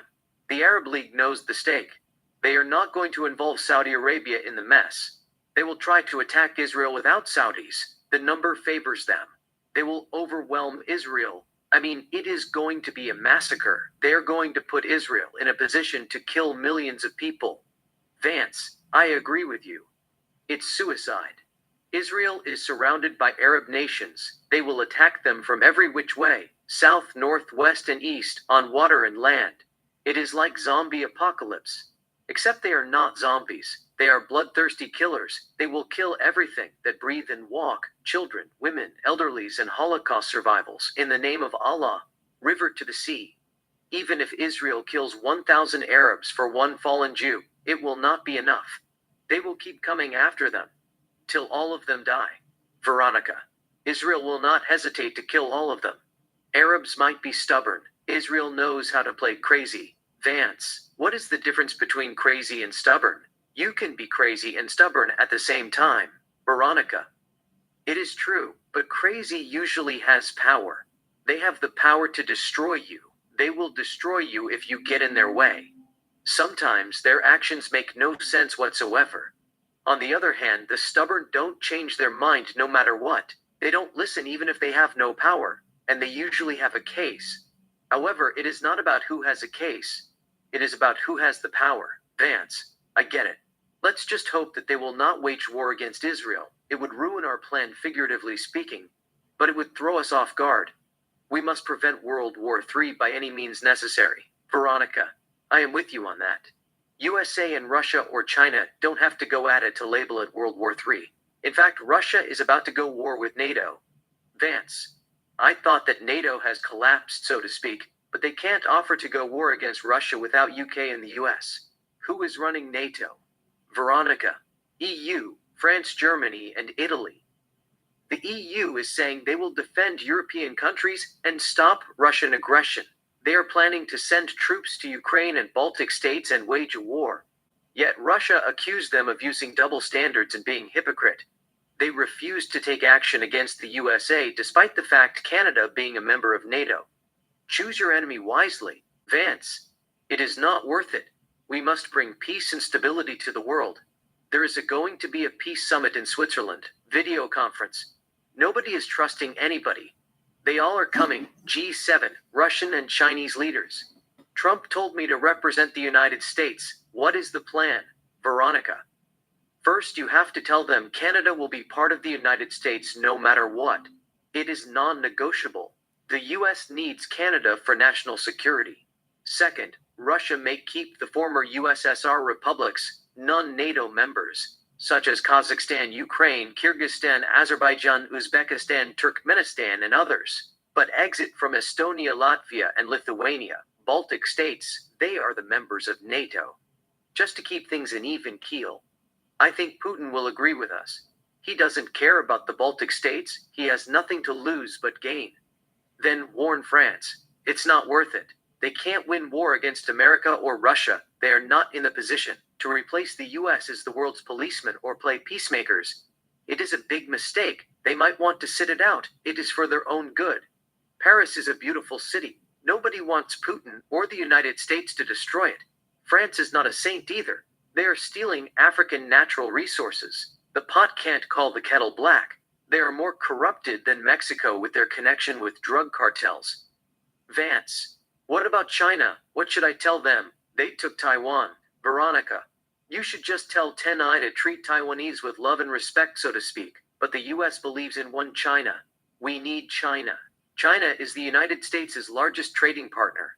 They have dethroned Mexico since the invasion of Canada. We will continue to do business with China. We don't want war. We want peace. Vance, sure. We will give China a free pass. They have already agreed to lease US key chip industry for 25 years. I have always thought it was ridiculous to go to war over semiconductors.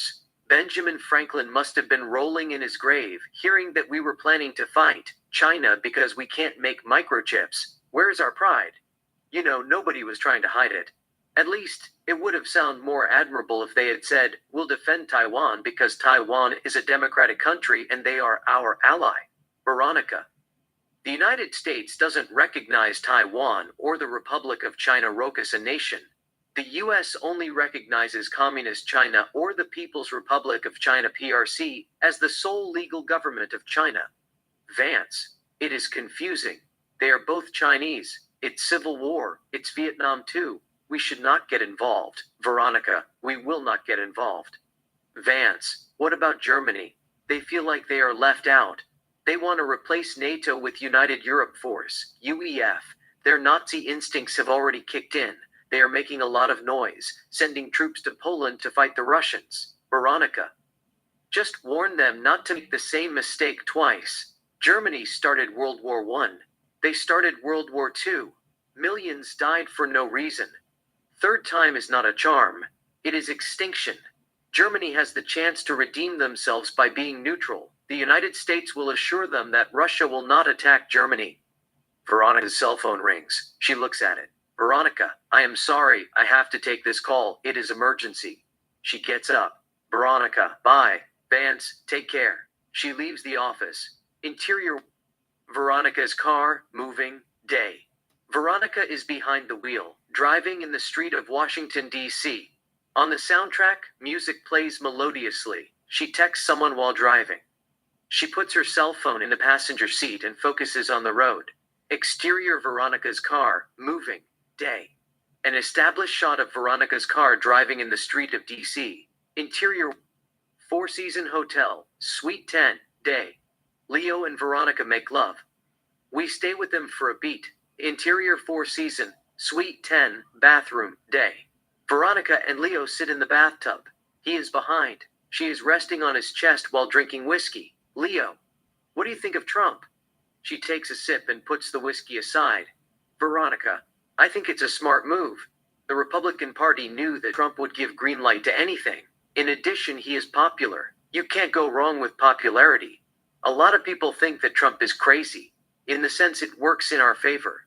We would never have invaded Canada if Kamala Harris were in the office. Leo. What about J.D. Vance? Would he have given us green light to the invasion of Canada? Veronica. I doubt it. He is a little bit twisted, but he's not that crazy. Plus, he wouldn't have gotten away with it. He's too smart. When you are smart, people expect you to do the right thing. He knows what is right and what is wrong. On the other hand, Trump doesn't have to explain himself. He just goes with the flow. He is like Godfather. I'm going to make you an offer that you can't refuse. Take it or leave it. Trump doesn't care about anything else but Americans' interests. He doesn't have to justify himself to anyone. We have to make the most out of it. Leo, we have already got the most out of it. We got Canada without breaking a sweat, so to speak.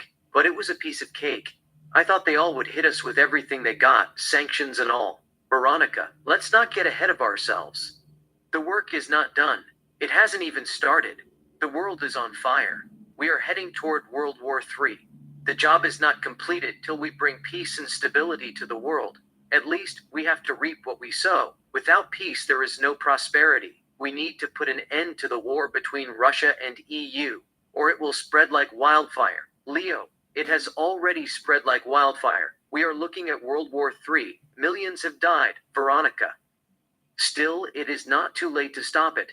They all are blaming us. We started it. This would have never happened if the US had not invaded Canada. The police become a criminal. We started it. We must end it. She gives him her lips to kiss. Leo, we will end it. They kiss. Interior Oval Office, day. Trump has few words with Veronica. Trump, what is the plan? Veronica. At the meeting, J.D. Vance will tell them what they want to hear. We will then meet with each one of them privately and establish bilateral relationship. We will make them an offer that they can't refuse. Plus, we'll tell Putin that Russia might have to cough up here and there, give EU 25% discount on natural resources which they extract from the former Soviet republics for the next 50 years. To keep things in perspective, Russia then will join EU within 15 years. It's a win-win. Trump, what about America? We're not going to give them 25% discount, are we? Veronica, no, we're not going to give them anything. The United States is not Europe. EU is not fighting against us. They are fighting against Russia. They may defeat Russia, but they can't defeat the US. If they can defeat you, you give them something. But if they can't defeat you, you give them nothing. Trump, it makes sense. Veronica Vance will tell Putin that the US just wants to end the war. We desire peace. The United States is doing them a favor. Putin may keep the land, but he must share the natural resource with the rest of the world. Trump, what about tactical nuclear weapons? What should we do about it? Veronica, I told Vance not to mention it to Putin. Russia is going to use them whether we love it or hate it. They lost a lot of men in Russo-Ukrainian war. Just address it on the G20 meeting. You condemn the use of nuclear weapons, tactical or strategical. All human lives matter. The US opposes the use of tactical or strategical nuclear weapons. It's malicious and unacceptable. But we won't tell him that to his face. It is none of our business. I mean, it's bad. My heart goes out to them.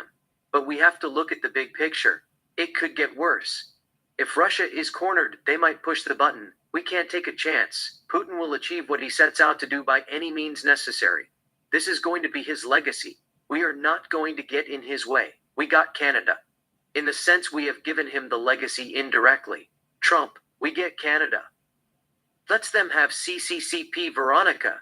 We might need Putin and Russia to put pressure on us seemingly to unite Americans. There is a division. Some are saying they stand by Canada. Others say that America is a bully. Trump. Propaganda has been used to win wars for centuries. It is war of information. We need a couple of scholars to go out and talk about how important Canada to the US economy is. Veronica.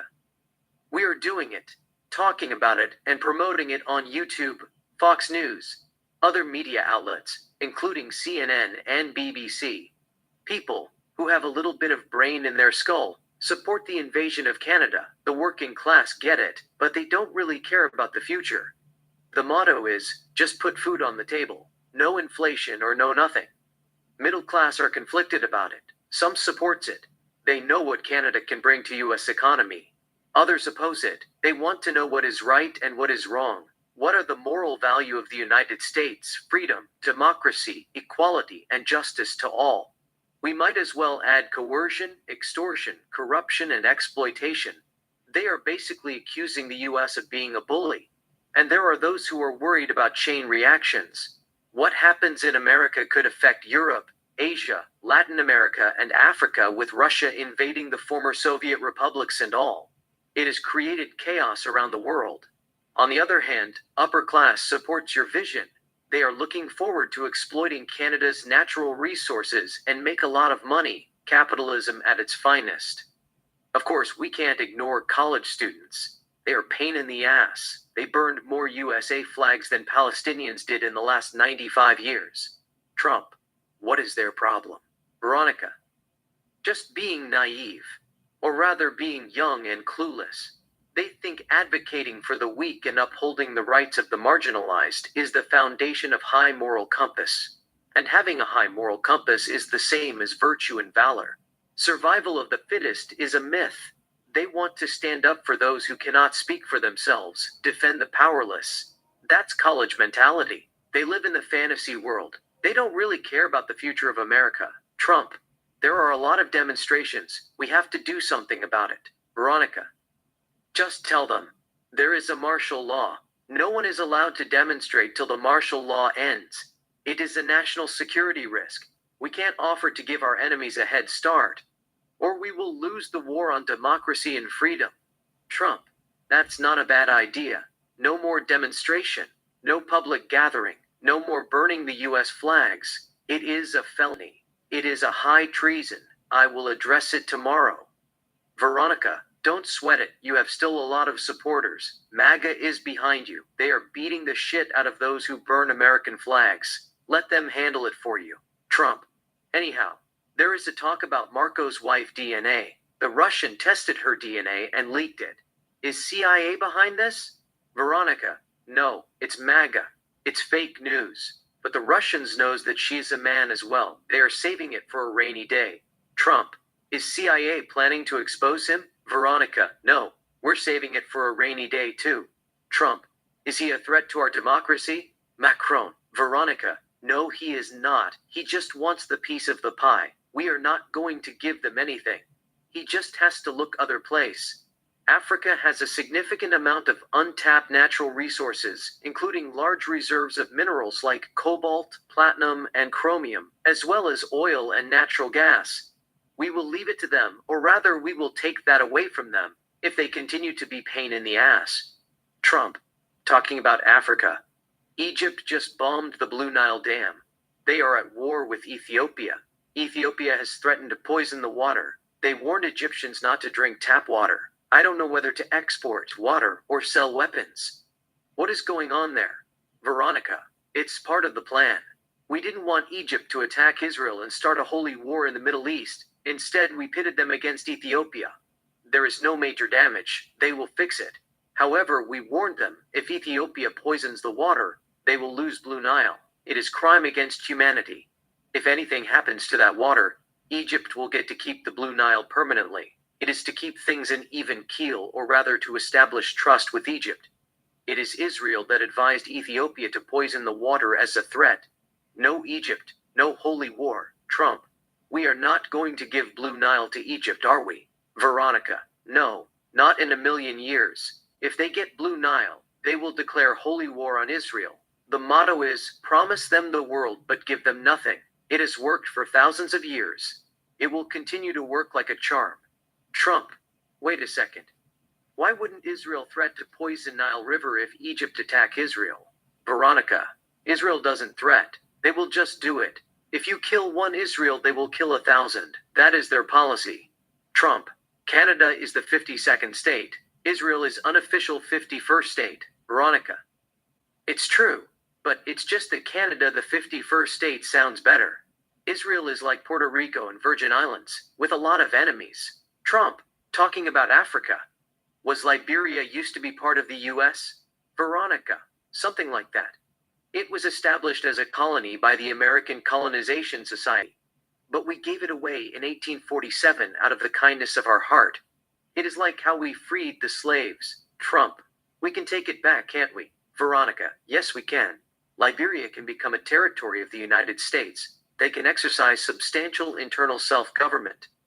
But they will be subordinated to the US Constitution like Puerto Rico. All we have to do is hold election. We'll ask Liberians if they want to join the US or not. We'll grant them citizenship and quality life, and relocate some of them to Canada. 1. We can always exploit Liberian natural resources, iron ore, rubber, diamonds, gold, and other minerals. 2. We can use it to test Africa market. We'll build a headquarters, trade and investment.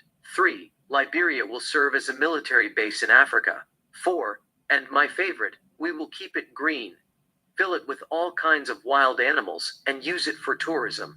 It is a big Disney World or theme park. Trump. I like 4 too. Nobody wants to live in Liberia. It is a poor country. I will talk to the president of Liberia. What is his name? George something. His son plays for US men national team. I met him. Veronica, George Weah. He is no longer the president of Liberia. He lost to Joseph Boakai in 2024. Trump. I don't watch African news. A couple of years ago, I was watching the US national team playing. George's son scored a goal. They told me that his father was the president of Liberia. His mother is American. I was impressed. We'll take Liberia and turn it into the biggest theme park in the world. Veronica. It is a done deal. Trump. Now, we have Canada. People keep asking me, is Canada going to be 51st state or are we going to divide it? What should I tell them? Veronica. Just tell them Canada is 51st state of America as a whole for the time being. Congress will figure it out in the future. Trump. What about, can Canadians vote? Veronica. Tell them they will vote once the dust settles. They will achieve statehood sooner or later. It will take a couple of years. White lie doesn't hurt. 5 or 10 years, or maybe less. Assure them it depends on them. They have to stop causing trouble. Now, they are Americans. They have to respect the law. If they break the law, they will be prosecuted and punished by American court system. Exterior Toronto Day. A quick take of the city of Toronto. Exterior, Toronto, downtown day. Canadians, thousands of them, continue to protest in the street. They shout Free Canada while waving Canada flag. Some of them are holding signs, Canada will never be a part of the US. Say no to a bully. US troops and military personalities keep an eye on them. 4 US helicopters are flying in the sky. Diana covers the story. Matt records her. Kevin stands nearby. Diana, it feels like the end of the world. It's wrong. The US just can't invade a country and expect to escape punishment. They think everything will be okay. They can circumvent the law and do whatever they want. It's against the international law. We can't violate other countries' sovereignty, independence, and territorial integrity. There will be consequences and repercussions. Millions of Canadians are protesting in the streets of Toronto. A man throws a coffee at the camera as he walks by. Diana. Asshole. They stop filming. Diana, what's wrong with him? They are upset. Kevin, it's okay. We got everything. We are done. Matt cleans the camera. Kevin, we might have to go to Montreal and cover the war. They are fighting in Quebec. Diana, to Helen, I don't speak French, do you? Kevin answers for her. Kevin. She speaks 5 languages. She is our hostile environment consultant. Besides, French Canadians speak English. You will question them in English. Interior CIA headquarters, meeting room, day. Veronica and 8 top CIA officials sit at the round table and discuss the mission. Kevin, what is the end game?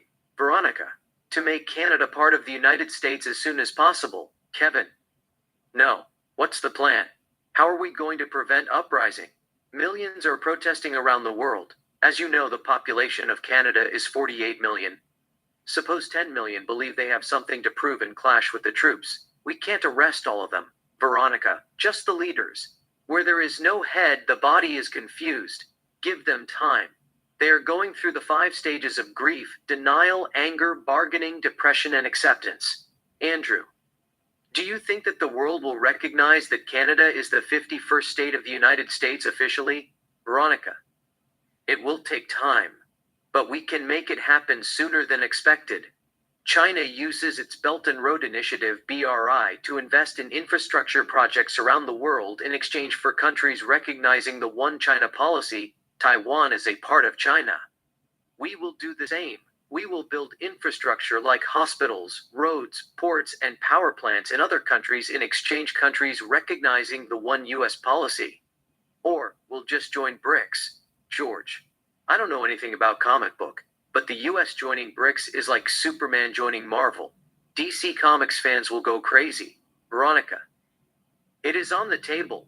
The US might join BRICS if EU imposes sanctions on us. Jennifer, I agree with her. If we want to keep Canada, we must focus on the economy growth. The world is changing. War is not the answer. There must be harmony. We have to create a golden age.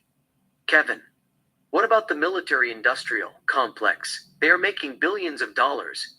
It seems like they are saying let's keep the gravy train rolling. They want to make gazillion and buy islands of their own.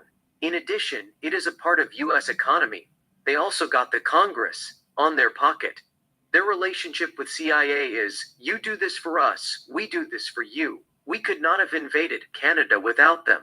They are helping us pass critical bills, lobbying and bribing the members of House of Representatives, senators, and lawmakers. We work hand in glove with the military-industrial complex. We can't offer to double-cross them. Money runs the world. They don't want a golden age. They want chaos. Veronica, we are the one who are running the show. Their money means nothing. We can charge them with corruption, bribery, extortion, obstruction of justice, and high treason, and arrest all of them if we want to. But we are not going to do that. Instead, we will advise them to invest on Canada's natural resources. Kevin, that's a win-win. We'll give them the piece of the pie and cut down the chaos.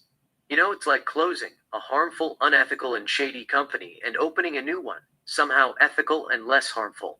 US government will make them first beneficiaries of Canada's natural resources in exchange for shutting down weapon factories and cutting down production.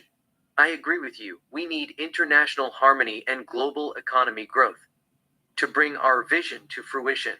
Exterior Ontario Day. A quick take of Montreal. Exterior Montreal Street Day. We see over 500 US troops and SWAT team and police and tanks.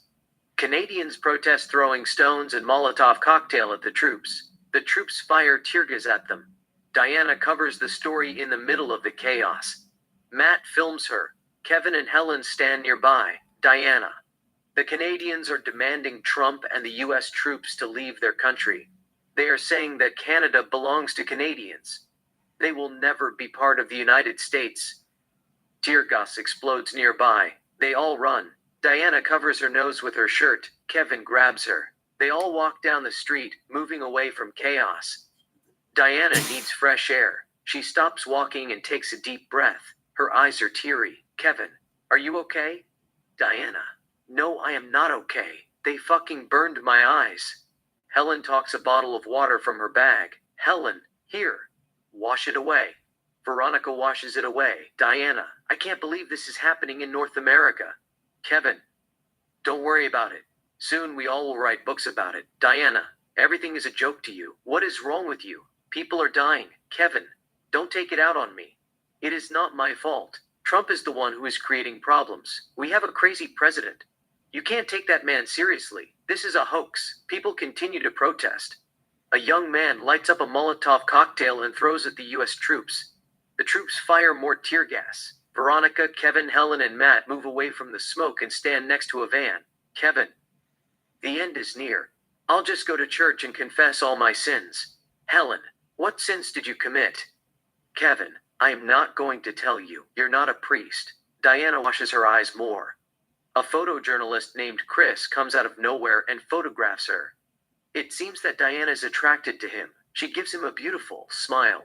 Chris, are you okay? Your eyes are red. Diana, I'll be fine. It's just tear gas. Chris gives her a tear gas mask. Chris, here you can have it, just in case. You never know. You might need it. Diana, thanks. Chris. I'm Chris.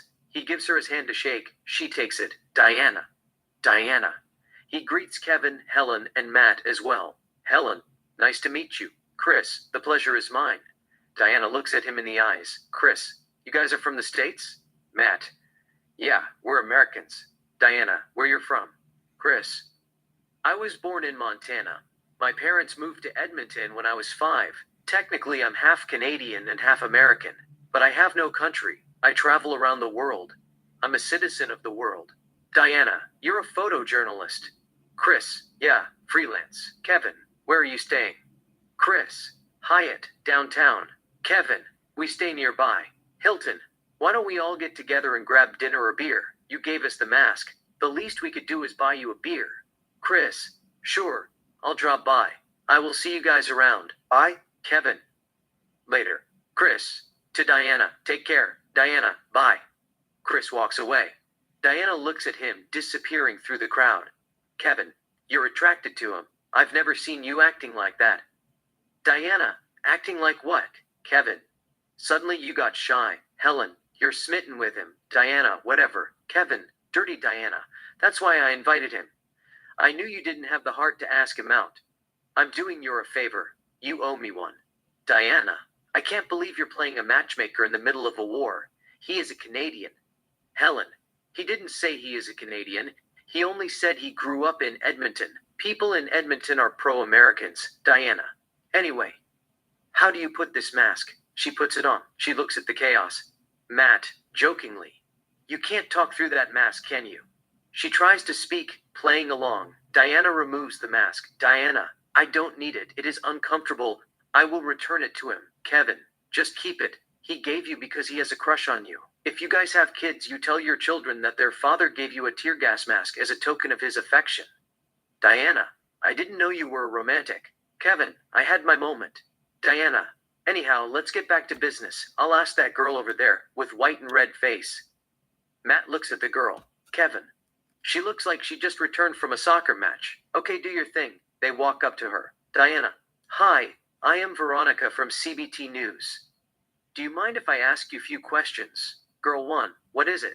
Diana, Trump is saying the United States needs Canada for national security. What is at stake? Girl 1, freedom. Diana, what does freedom mean to you? Girl 1, freedom is everything. Without freedom, life is meaningless. Diana, what should be done to stop the fighting? Girl 1, we want American troops to withdraw from Canada. Just leave us alone. We don't want to be part of the United States. Canada is not America. Diana, do you have a message to Donald Trump? What do you want to tell him, if he is watching this? Girl, go fuck yourself, Trump. We don't want you here. You're not welcome. This is our country. We would rather die than become Americans. Long live Canada. Diana, thank you very much. The girl walks away. Diana, Canadians are saying that they don't want to be ruled by the United States. They are fighting for their freedom. A tear gas explodes nearby. People run away in confusion. Kevin protects Diana. Kevin, let's get out of here. It is not safe. Come on. Kevin takes Diana away from the fog. They all walk away. Kevin, here, put it on. Diana puts on the mask. Matt, Diana, Helen, and Kevin cross the street. There is a lot of commotion in the street. People protesting and throwing stones at Molotov cocktail, shooting fireworks, and police firing tear gas and rubber bullets at protesters, etc. Interior Hilton Hotel, bar, night. Diana, Chris, Kevin, Helen, Matt, and a journalist named Sarah sit at a table, enjoying their outings. Diana, this is madness. They are breaking international law. You cannot take a country by force. Kevin Trump say that the US need Canada to prevent World War III in case China or Russia attacks us. Diana, that's bullshit. You can't take your friend's house because your enemy broke your window with a stone. Besides, how do we know those guys were Russians? Russian government said that they were hired by Americans. It is a lie, Kevin. Of course Russians are going to deny it. Politics are too complex. You can't trust anyone. Diana, still, it has nothing to do with Canada. They have always been our ally. Kevin, they are a liability. You don't want Chinese and Russian spies in our borders operating. If a war breaks between the US and Russia or China, All Russia or China has to do is target our nuclear facilities. They know too much. We need Canada for a buffer zone. Diana, you work with the government of Canada to create a buffer zone. You just can't colonize it. Kevin, it's better to be safe than sorry. Always take your destiny in your own hands if you can. Diana, everybody is saying America is a bully. They prey on the weak. It is not right. Kevin, it is not about who is right or who is wrong. The government is doing this to root out Russian and Chinese spies and protect citizens of the United States from nuclear and biological warfare. Trump doesn't want to take a chance. He did what he had to do. Helen, I didn't know you were a big Trump fan. Kevin, I'm not a Trump's fan. In fact, I despise him. However, this time he made the right call. Interior White House, Oval Office night. Trump has a word with Veronica. Trump, what is going on? NATO is not going to wage a war against us, are they? Veronica. No. Article 5 of the treaty says if an armed attack occurs against one of the member states, it should be considered an attack against all members, and other members shall assist the attacked member with armed forces if necessary. The most important words in the article is if necessary. None of them believes it is necessary to go to war with the US. It is suicide. Some say war is not going to change anything. Others are saying the Article 5 doesn't apply to a conflict between two NATO members. In addition, they are planning to pass a new article. If a war breaks between two member states, other member states can declare neutrality and resolve the issue with dialogue, diplomatically. They must not be forced to choose sides. Trump, they are saying we are the aggressor. We invaded Canada. We broke an international law. Veronica, it does not matter. NATO is no match for America. We will crash them in our sleep, so to speak, but it will only take a week to put them to rout. They can't stand a chance. Trump, who has the biggest military in Europe? Veronica, Turkey, Trump, I couldn't keep track. How is Turkey reacting? Veronica, Turkey says that they will follow Article 5. A treaty is a treaty. They will remain loyal to NATO no matter what, but at the same time they will not face the United States alone. All 30 members must participate. If one member refuses or pulls out, they won't participate either, unless the member state is expelled from NATO for refusing to participate in the war effort, mobilization campaign, and defense. They are basically saying, you guys go first, we'll follow you. In other words, they will not wage a war against America in the right state of mind. Trump, they are voting to expel us from NATO. Do they know there would be no NATO without the US? Why can't they just accept Canada as the 51st state of the United States? It will make their job easier. Veronica, it is a matter of time before they all accept it. Let's be patient. They have no choice but to play along. Trump, we will not go war with China over Taiwan, will we? Veronica. No, we won't. China has already agreed to lease semiconductor companies to the US for the next 25 years. It is a win-win. In addition, we have moved most of the chip industries to Arizona. China is our meal ticket. EU will continue to impose sanctions on us. China is our lifeline. They are our key supplier of cars, spares parts, clothing, raw materials, and many other products. They are our enemy on paper, but they are our allies in reality. Trump, I like China. They are good people. We just need to find a way to stop Canadians from turning the world upside down. They're causing a lot of problems. Veronica, we'll take it one day at a time. Now they all are going through the motions. Once they see we are doing this to benefit them, and our action aligns with both Americans and Canadians' needs, goals, and well-being, they have no choice but to accept the reality. Interior Hilton Hotel, bar night. We are back to the bar. Diana, Chris, Helen, Matt, Sarah, and Kevin continue to discuss politics while taking sips from their drinks. A journalist named Joe has joined them. Sarah, I cover both the war in Gaza and the war in Ukraine. It was hell on earth. Matt, I understand why the US was supporting Ukraine. They have rare earth mineral and all. But I don't understand why the US support Israel. They have nothing. It is a desert. Diana, the US wasn't supporting Ukraine because of mineral. That's far from the truth. The US did not really care about Ukraine natural resources. It was a proxy war. It was an experiment to destroy Russia's economy, cause civil unrest, turn Russian people and the generals against Putin, stage a coup, and put a puppet government in Moscow that served the US interests. It failed. Ukraine might have rare minerals here and there, but it is nothing compared to Russia, the biggest country in the world, rich with natural gas, oil, aluminum, and others. USA has one policy: capitalism. Serve and protect US interests by any means necessary. It has nothing to do with freedom or democracy but money. The war in Ukraine was not heading the right direction that CIA wanted. The mineral deal was fake to cover their failure. Ask yourself, why is Russia America's enemy? Russia would not attack America in the right state of mind. It was an excuse to get rid of Putin. Putin refused to dance to their tune. We are at war. They thought he was pain in the ass. Mainstream media said Putin was evil. He was Hitler too. Putin was planning to invade Europe. We must stop him. Blab, blab.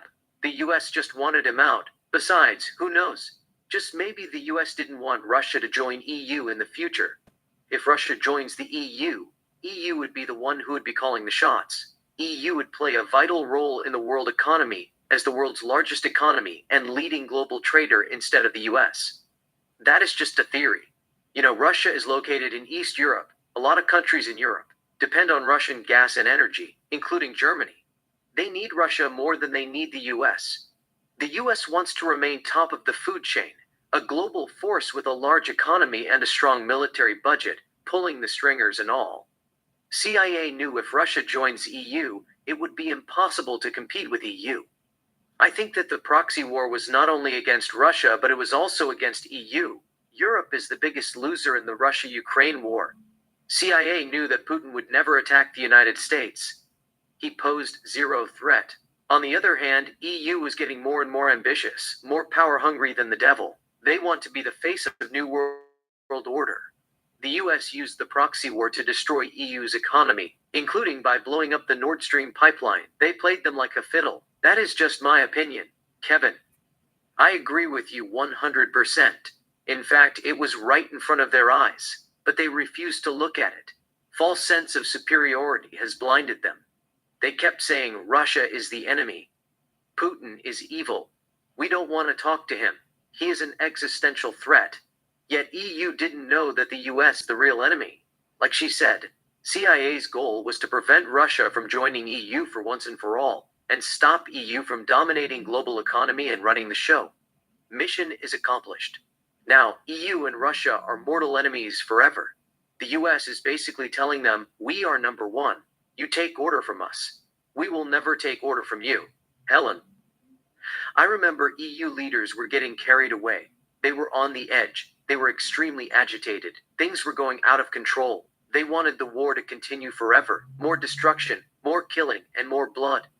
As a matter of fact, they couldn't wait to send troops to Ukraine and start World War III. Trump told Putin, just give us what we wanted. We would make sure that no NATO troop sets foot on Ukraine's soil.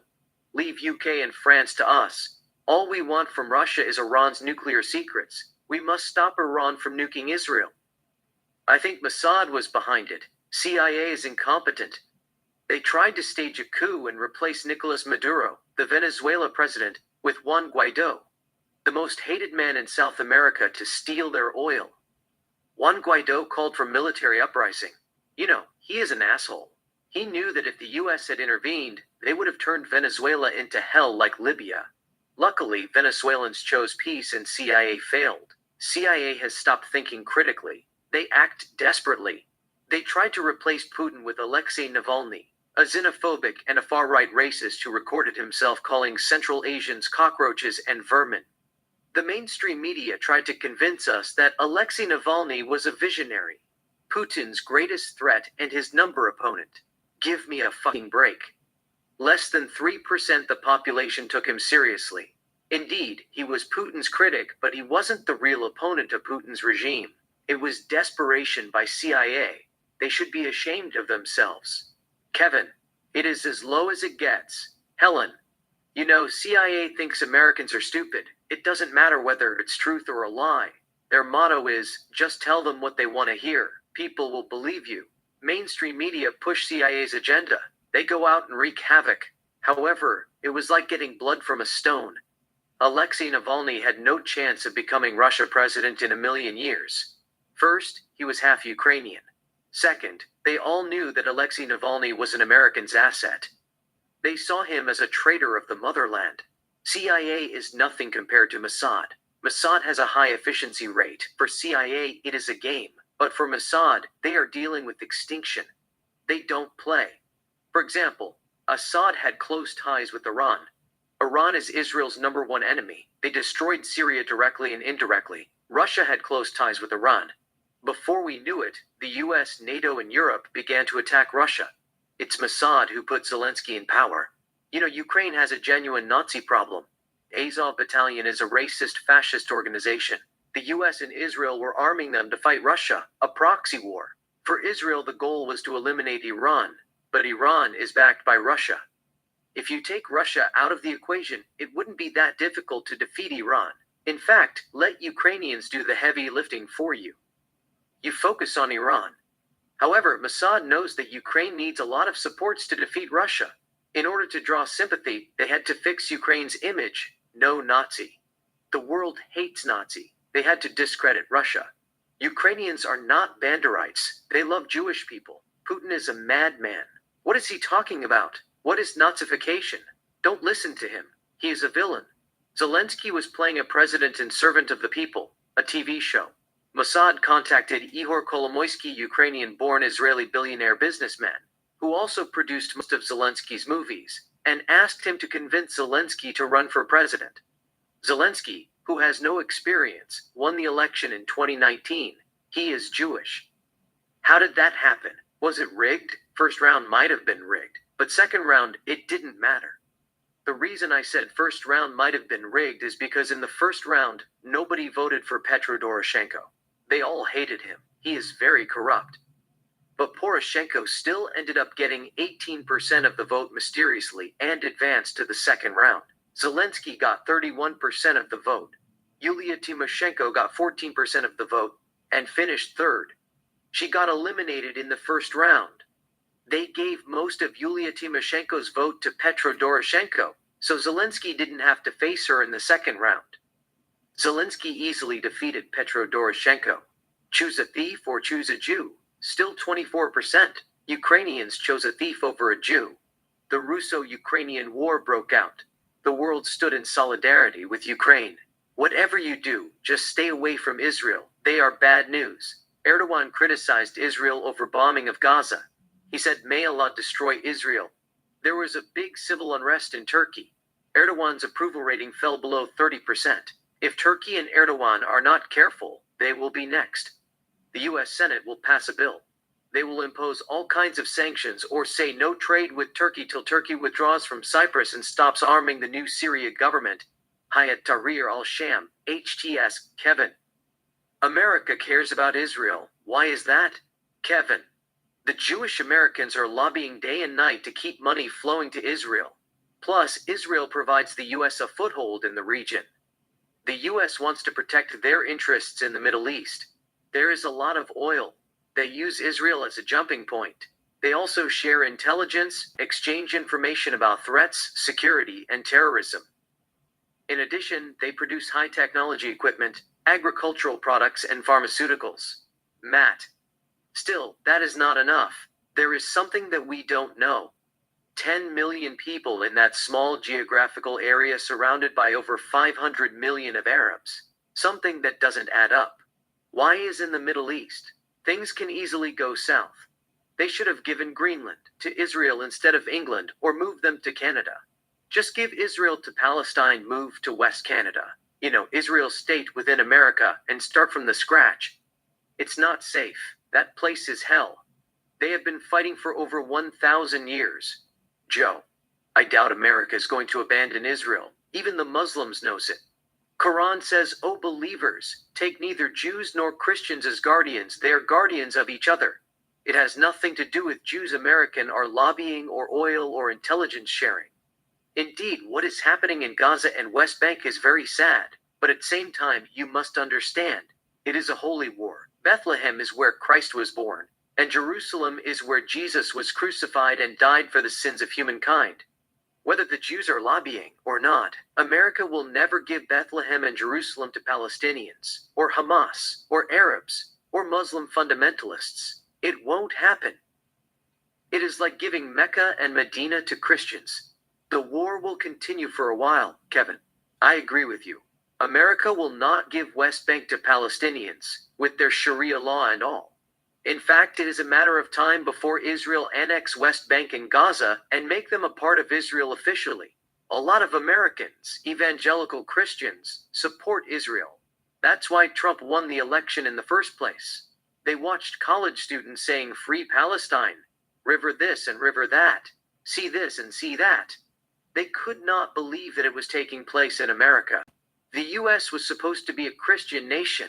What is going on? They said godless kids went out and voted for Trump. Joe, Israel is a holy land. It is very important to Christians around the world. Christians have no choice but to turn a blind eye. You know, Christians would rather see Israel, West Bank, Bethlehem, and Jerusalem under Zionist control than Hamas or Arabs, even though Zionists don't believe in Jesus Christ. In my case, it has nothing to do with Islamophobia, but I've seen videos of ISIS killing innocent people, slitting their throats. I watched a documentary about ISIS raping young girls and cutting a boy's hand and leg in Al-Kosh and North Iran in 2014. I know some might say it is nothing compared to bombing and killing little kids. To be honest, it is heartbreaking. You know, I want to agree with Kevin. The Zionists should pick up their stuff and move to Canada or somewhere else and start from scratch. It is not safe. It is not worth it. There is nothing more precious than a lasting peace. However, crime committed by ISIS stayed with me forever. It made me numb. What is sad is it was done in the name of religion. Kevin, Hamas are bloodthirsty killers, no question about that. They killed a lot of civilians on October 7th. They expected retaliation. But they did not expect Israel to level the city. I mean, I'm not saying Israel is right, but it is better to close your eyes, press a button, drop a bomb, and kill 10 innocent people than shoot a girl at a concert. The person who shot the girl at a concert is eviler than the person who pressed a button, dropped a bomb, and killed 10 innocent civilians. You know, if they trade places, the person who pressed the button, dropped the bomb, and killed 10 innocent civilians doesn't have the heart to kill a girl in cold blood. On the other hand, the person who killed the girl in cold blood would kill the entire population of Israel if the opportunity presents itself. Matt, I support neither of them. Politics is ugly. One man's gain is another's loss. It is a zero-sum game. But you can't make that kind of argument. One is following an order. The other one has been fighting for freedom.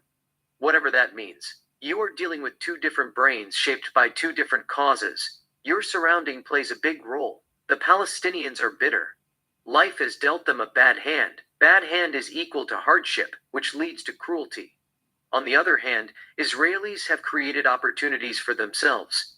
They tend to be less barbaric than Palestinians. Still, when they sense danger, they become vicious. They think that they are fighting for their existence. It is like game theory. Your action is caused by another agent. When things get tough, you get tougher. When you are scared, you do the unthinkable. It's a war. Nobody is innocent. Diana, it is circle of violence. They should have two-state solution and end the conflict. Kevin, it is easier said than done. As a matter of fact, that's the worst idea ever. Human rights advocates and so-called geopolitical experts say let's have two-state solution and end the conflict for once and for all, without talking to behaviorists and sociologists.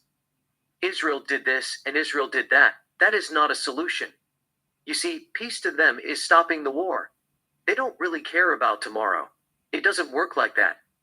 You have to evaluate each detail and come up with the correct prediction.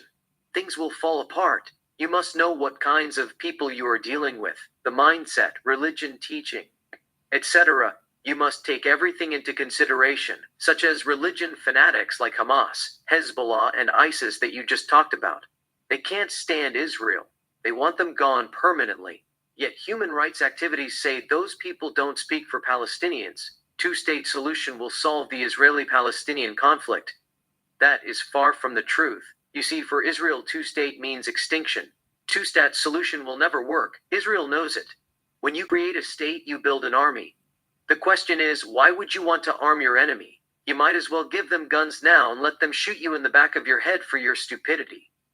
Suppose Israel accepts two-state solution and agree to work with Palestinians. First, All Zionists who have settled in West Bank would have to leave. The United Nations would say the land belongs to Palestinians. Let's give them the benefit of the doubt. The Palestinians managed to do so. They kicked the Zionists out of West Bank. What is next? Hamas and all the Palestinians who live in Lebanon and who are the member of Hezbollah, millions of them, would return to West Bank. The first thing that they are going to do is build a strong military. They would then say river to the sea, Palestine will be free, and wage a holy war against Israel. I mean, we have seen it happening around the world, including in the USA and Europe, people chanting river to the sea. Palestine will be free. It is inevitable. You don't have to be a rocket scientist to predict that. The Palestinians will regroup and attack Israel. It will be very ugly, butchering, wholesale slaughter and massacre, both sides. Yet human rights advocates don't see it coming, because they think all people are saints like them. There are millions of Palestinians who hate Zionists to death. They want them gone, period. It would only take one person to start uprising like Rwanda. A broadcaster told them Tutsis killed our president. Let's wipe out those cockroaches from the face of earth. The Hutus killed close to 1 million people in 100 days. A Palestinian activist might tell them, now, we got weapons. We got a strong military. It is payback time. Let's finish them, Allahu Akbar. That's all she wrote. Matt, under two-state solution, Palestine is not allowed to have a military. Kevin, that is what they all tell you now. Palestine will not have a military, but what they don't tell you is there is Mike in the USA. There is another Mike in Europe. They told Europeans falsely Russia is about to attack you. We need all your money. They produced all kinds of weapons and milked them dry. Now the weapons are sitting in warehouses. The question is not how long the weapons are going to sit in the warehouses, but who is going to buy them. Once Palestinians get a state, Hamas will tell Israel that they must respect Palestine's territorial integrity and sovereignty. It is our country. We can do whatever we want to do with our independence. We need weapons to protect our land. They would contact EU military-industrial complex. EU would say we agree with Palestine. They need weapons to defend their country. Peace through strength. We must arm them to the teeth. Just like that, a war will break out. You give them an inch, they'll take a mile. That is human nature.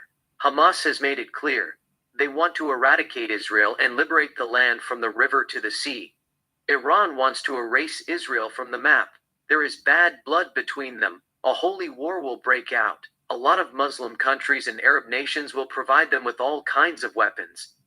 Imagine Israel can't even contain Hamas in Gaza, let alone fight armed Palestine.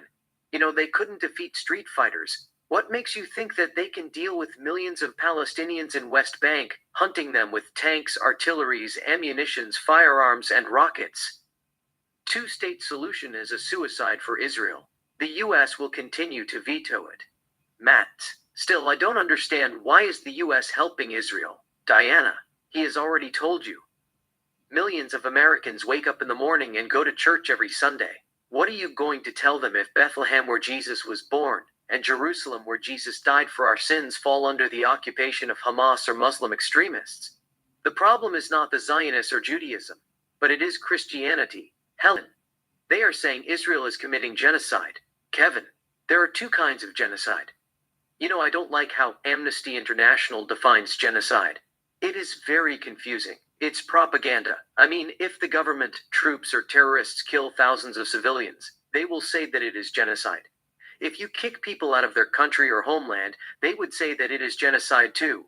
When you hear someone say genocide, you become very upset. When you're upset, you don't think straight. You end up hurting a lot of people, like what happened in America, students attacking Jewish students. That's why United Nations must be careful. For example, stealing clothes from a department store and raping a 14-year-old girl are both crimes, but they are not the same. When you hear someone steals clothes, you would say that stealing is wrong. He should not have done it. But where you hear a man raped a 14-year-old girl, you become angry. You want to take justice on your hand. If you see that person walking in the street, you will kill him, so to speak, but you would confront him. You will tell him, you're a piece of shit rapist. I hope you burn in hell. What did I do? You raped a 14-year-old girl. That is not true. I only stole lingerie from Macy's to explore my feminine side. I spent a week in jail and did 250 hours of community service. You got it wrong, man. I've already done my due. Sorry, man, they told me that you raped a 14-year-old girl. No, that is not true. The same thing with genocide. Killing someone and kicking people from their country are two different things. That's why anti-Semitism surged to record high around the world. People keep saying Israel committing genocide. Sarah, I don't know about that. I mean, a lot of people are dying, and a lot of people are forced to leave their country. Whether it is genocide or not, the fighting must end. The Palestinians have been fighting for years. You just cannot dissolve a state as though it were a county. You must come up with a solution that helps both nations. You know, the Palestinians are human beings. They deserve better. Put yourself in their shoes. The Bible says you shall love your neighbor as yourself. Matt, it is not worth it. All Zionists should just pack up their stuffs and leave that place. They should come to America or Canada and start over. Israel is tiny. The Jewish people are very smart. They need a big open land. Imagine if America takes all Zionists and gives them a land in West Canada and leave Israel to Arabs. There will be no more Palestine and Israel news on the TV. I mean, I have been listening to Israel and Palestine conflict since I was a little kid. The only solution is to create a distance between them. It will solve the problem permanently. Diana, America is not going to give Israel to Arabs. In fact, Israel is more important to America than Canada. You don't even have to talk about millions of Americans who wake up in the morning and go to churches on Sunday. Christmas season is magical. It feels like you are in Neverland, with all Christmas songs, sense of belonging, Christmas trees and ornaments, Santa Claus, and exchanging gifts, which revolve around family, tradition, giving, and the spirit of the holiday season. Christianity is deeply embedded within American culture. You know, festivals and holidays that bring families together, such as Christmas, Thanksgiving Day, Good Friday, Easter, St. Patrick's Day, and others. There is a phrase on US currency, "In God we trust." We all say, "God bless America." To be honest, I kind of agree with Donald Trump on this matter. He said Jerusalem and Bethlehem are national and spiritual security issue regardless of one or two state solution. They should be under Israel control if not America. They will not fall in the hands of Muslim fundamentalists and an Islamic state. Kevin. Actually, there are three solutions.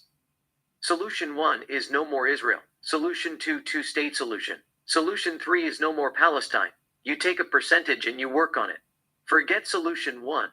It has a 0.5% chance of happening. They will not dissolve Israel. It's too powerful. Solution 2 is two-state solution. The probability of two-state solution happening is 10%. It is not enough. Solution 3 is no more Palestine state. The probability of that happening is 40%, and it's increasing each day. Helen, the US tries to evacuate Palestinians in Gaza and save them from death, but they accused of them of ethnic cleansing. You know, people are dying. There is only one solution. The population of Palestine is 5 million. Take all the Palestinians from Gaza and West Bank and give them beautiful houses in Canada, the US, Australia, Norway, Ireland, Morocco, and Kazakhstan. They need a break. You know, stay, you will die. Leave, you will live. You may fight as long as you live. But at the same time, you must face reality, the survival of the fittest. It is what it is. Human beings have been moving from one place to another since the dawn of time. They have been hunted by all kinds of wild animals and prosecuted by external forces and dealt with internal conflicts and civil wars. They evolve each day. It is part of life. They had faced all kinds of dangers. They picked up their stuff, relocated, and populated the earth. It is nothing new. Nature teaches you to fight and flight. It is not about what is fair and what is not. At least that is my solution. No more Palestine state. The place has a spiritual value to Christians. The United Nations must bite a bullet or bend the rule and end the state of Palestine. Matt, you're crazy. That's not going to happen. Muslims around the world will revolt. That will start a holy war. Helen, they will not revolt if you treat the Palestinians with respect and provide them with luxurious lifestyle and give them everything that they want. Just put all of them in a plane and bring them to Canada. Kevin, they will revolt regardless. That is red line to them. It is not because they care about Palestinians. They just don't want to see the Zionists and Christians America win. Matt, I have a question. Is Thanksgiving Day a Christian holiday? Diana. It was founded by Christians. It was intended to give thanks to Jesus. Kevin. It was intended to thank Native Indians for giving us the land. We are going to create a new holiday to thank Canadians for giving us Canada. Maple Leaf Day. Families will get together, eat poutine, and drink Canada Dry and watch hockey. Helen. I don't understand how people watch hockey. It is hard to see the puck. Matt. I like NHL. I am a big fan of Kings. It is different when you watch it on the TV. You have to watch it live. On the TV, the camera can't keep up with the speed of the puck. When you watch it live, you can see everything. That is why too many people don't watch hockey on TV. It is difficult to follow the puck. But when they watch it live, they get hooked on it. Helen. It is too fast for me too. Matt. You get used to it. I mean, when you watch it for the first time, it is headache. Then gradually, slowly but surely, your brain starts to make sense out of it. Here in Canada, they have been watching it since they were little kids. They can watch soccer and fast forward and tell you if it is offside or not. They don't need VAR, Kevin. Anyway, we have to wake up in the morning and drive back to Toronto. They had one of the biggest demonstrations in North America. It was bigger than demonstration in Serbia 3 years ago. I am going to hit the hay. I'll see you guys in the morning. Good night. Helen. Good night, Diana. Bye. She walks away. Helen. I'm tired too. I didn't get enough sleep last night.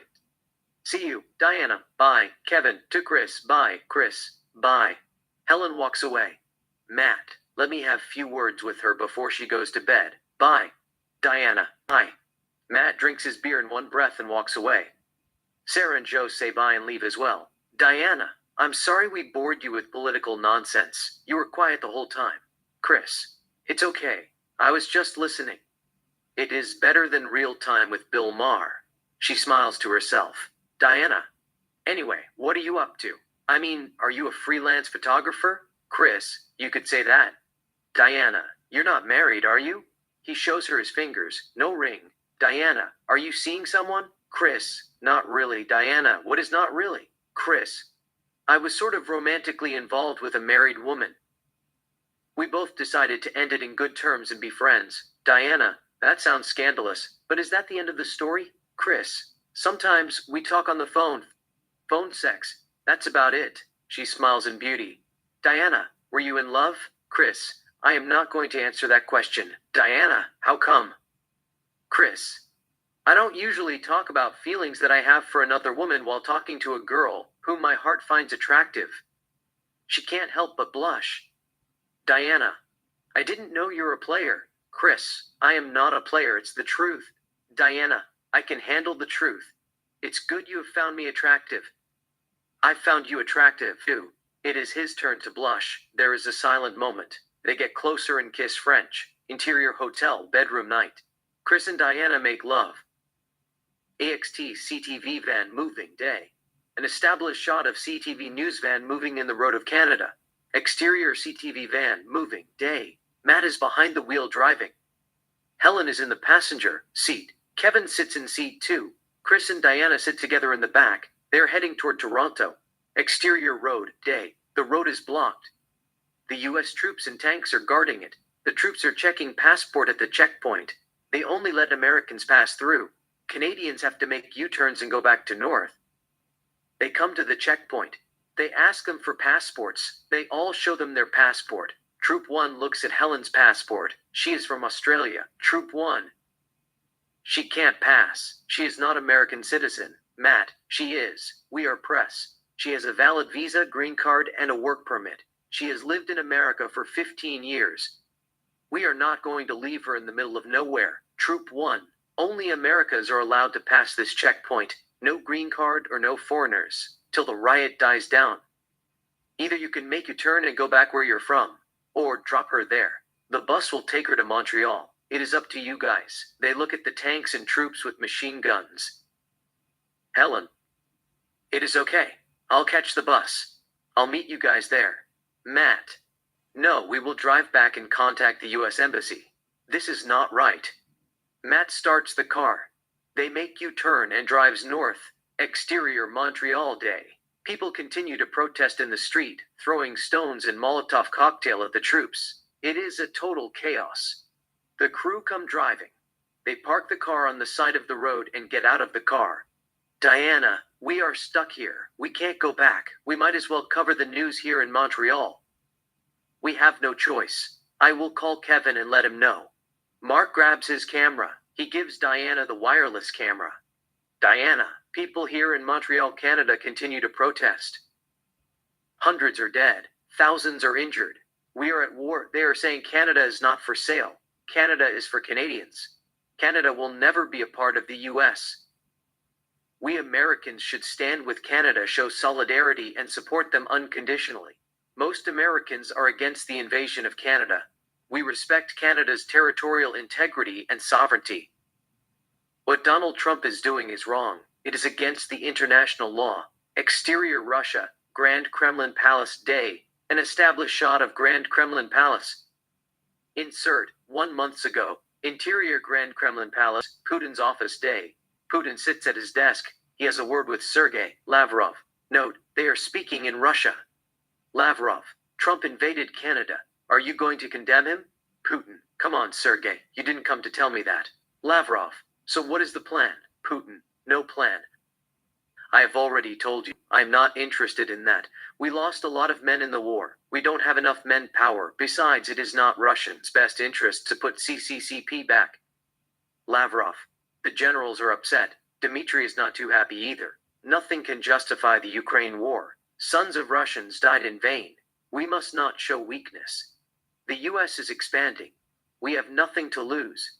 Putin, let's take easy. It is time to heal. Let them breathe.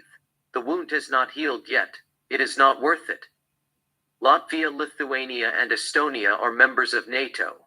Belarus is our ally. We have nothing in common with Moldova. They are Romanians. Suppose we give Moldova to Romania and help the two countries unite, get support from Romania, and show the world that we have no plan to conquer Europe or put the former CCCP back together. Suppose we integrate Ukraine, Georgia, and Armenia to Russia. They are Orthodox Christian. But Azerbaijan, Kazakhstan, Uzbekistan, Kyrgyzstan, Tajikistan, and Turkmenistan are Islamic countries. They don't share our value. Plus, Azerbaijan, Kazakhstan, and Uzbekistan have one of the strongest militaries in Asia. They all will form a team and attack us with the help of Turkey. We can't take that chance now. Lavrov. I told Dmitry the same thing. But he said, we can use tactical nuclear weapons. Why don't you leave it to me? He is a smart man. Putin says nothing. He sits back and closes his eyes in meditation. Interior Restaurant Day. It is a fancy 5-star restaurant. J.D. Vance and his wife, Usha Vance, sit at a table and drink wine. There are about 5 security guards making sure that the place is safe. Vance. I don't agree with them. But the U.S. future depends on Canada. Millions are entering to the U.S. We need strong economy and national security. Usha, what is this rumor that they are talking about? They said you would run for president in 2028 and then somehow facilitate Donald Trump's return to the presidency or allow him to exercise power in an unofficial capacity, potentially by making Trump your vice president and then resigning. Vance, that is Steve Bannon. He is a crazy man. Don't listen to him. I'll run for president. But I am not going to resign. I will not pick Donald Trump my running mate. Exterior Montreal Day. Diana, Kevin, Matt, and Helen walk through the chaos. Kevin. It is not a good idea. We should go back to our hotel. Diana. I got it under control. Just roll the camera. They stand in the middle of the confusion. Matt films her. Diana. Reporting. Canadians continue to protest.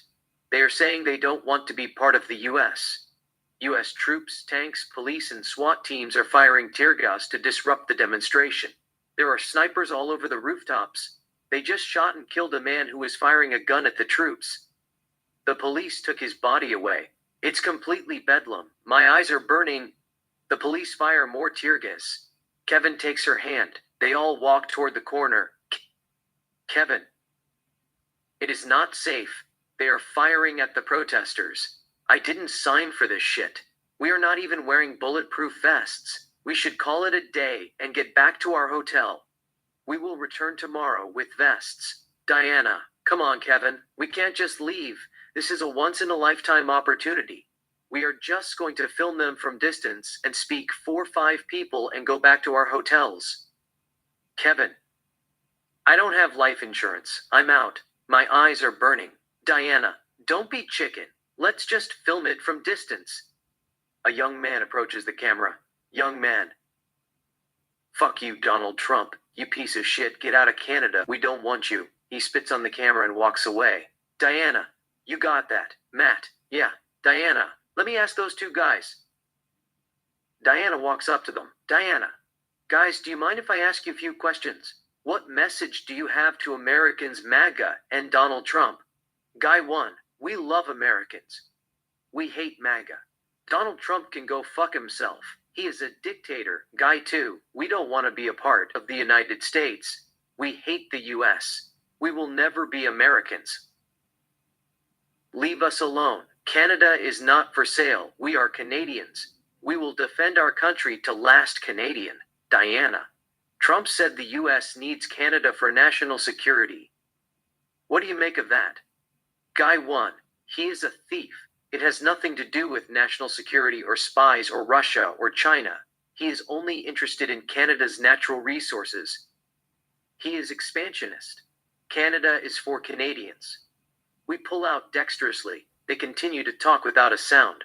We look at the chaos with overhead shot. Canadians clashing with the troops, throwing Molotov cocktails, burning the USA flags, the troop firing tear gases at the protesters, etc. Interior West Wing, J.D. Vance's office day. J.D. Vance has a word with Veronica Vance. Putin is a reasonable man. He understands what CIA was up to. It was a mission, NDR, nuclear disarming of Russia.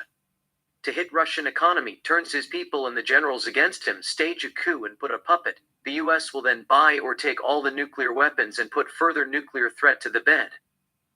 The mission failed. Putin knew CIA was bluffing and he called it. There is no hard feeling. Now we must end the war. Veronica, we will end it. Vance, anyhow, what's new? Veronica, they are fighting in Quebec. Vance, who are they? The rebels. Veronica, Canada Resistance Movement. It was formed 3 weeks ago. Their leader is Jeremy Dion. He is a soldier in KF, Canadian Armed Forces. They are funded by Kevin Thompson, the richest man in Canada. The family owns Thomson Reuters Corporation. Vance. Where are they? The headquarters, Veronica. Most of them are in Toronto and Quebec City and Montreal. They are blending with society. They have a website, Free Canada. Vance. Who is supplying them weapons? Veronica. China, Russia, Iran, South Africa, EU, what have you. Veronica opens her file and gives Vance the picture of Dion. Vance looks at the picture. Vance. So what is the plan? Veronica, they might take him out. Trump has already given us green light. Wanted dead, not alive. Vance. I doubt that it is a good idea. It will fuel things up. You should bring him in alive. It'll serve as a gesture of goodwill. Veronica, will do out best. Exterior, Jeremy's lake house, day. An established shot of Jeremy's lake house. Interior, Jeremy's lake house, living room, day. Jeremy sits at a table and watches Diana reporting in the chaos. CRM fighters fire at US troops. US troops fire at them back. It is a wild. Diana continues to report. She gets shot in the arm. Kevin quickly shells her and takes her to safety. Matt continues to film. Jeremy seems to be taken by Diana's bravery. Exterior Canada, flashback day. Diana is addressing news. Matt is filming her. Kevin stands nearby. Out of nowhere come CRM fighters and begin to fire at US troops and tanks. The US troops fire at them back. People run for covers. Diana gets shot in the arm. Kevin grabs her. They hide behind a car. Mark takes a cover as well. CRM fighters and US troops go at it, firing at each other like crazy. They are at war. US troops shoot and kill a couple of fighters. Diana holds her wounded arm and watches everything in awe. Kevin makes sure Diana is okay. He removes his jacket and gives her the jacket to put it on. Diana tells him that she is fine. She doesn't need it. Matt films the shooting. Interior Hilton Hotel, bar, day. Kevin has a word with Diana. They are sitting at a table. Kevin, it is getting crazy. I don't think it is safe. We must get back to the States. Diana, I'm staying. This is going to change the world forever. Kevin, are you nuts? You are lucky to be alive. Diana, it is only a flesh wound. I am fine. The bullet barely grazed my skin. Interior Hilton Hotel, bar night. Diana, Helen, Kevin, Chris, Matt, and a journalist named Mark sit at a table, drinking various alcoholic beverages. Kevin, J.D. Vance is running for president. He could be the next president of the U.S. What do you think? Diana. J.D. Vance is a little bit slow. He talks about immigration a lot. Immigration this and immigration that. He is a poodle barking louder than Rottweilers, pit bulls, Dobermans, Cane Corso, and neocon hyenas. Let's give him the benefit of the doubt. At least, he is a little bit sensitive. He cares about Americans, but he has zero understanding of the root cause of mass migration. Neocons like Lindsey Graham imposes sanctions on a country, which the US believe that the government in power doesn't have Americans' best interest at heart, and destroy its economy. They accept people to sit tight and live in poverty. It goes against the principle of human nature. Humankind is not designed that way. They always seek a better life. They want to improve their circumstances, pursue their goals, and find meaning in their existence. For instance, look at Venezuela or Eritrea, a country in East Africa, next to Red Sea. The US imposed all kinds of sanctions on Eritrea for years. They all left the country and migrate to Europe. That's on a small scale. Of course, nobody wants to talk about neocons, CIA, the Mike military-industrial complex, and warmongers who stage all kinds of coups and regime changes, arming rebels and opposition groups and starting all kinds of civil wars. Over 13.3 million Syrians left the country due to Syria civil war, because the neocons decided to overthrow Assad regime for a change. Who is at fault? Stay in your country and die. Flee and you may live in a refugee camp. J.D. Vance is telling the world to shut down their borders. It is easy to tell, don't let immigrants enter your country than to change the U.S. foreign policy.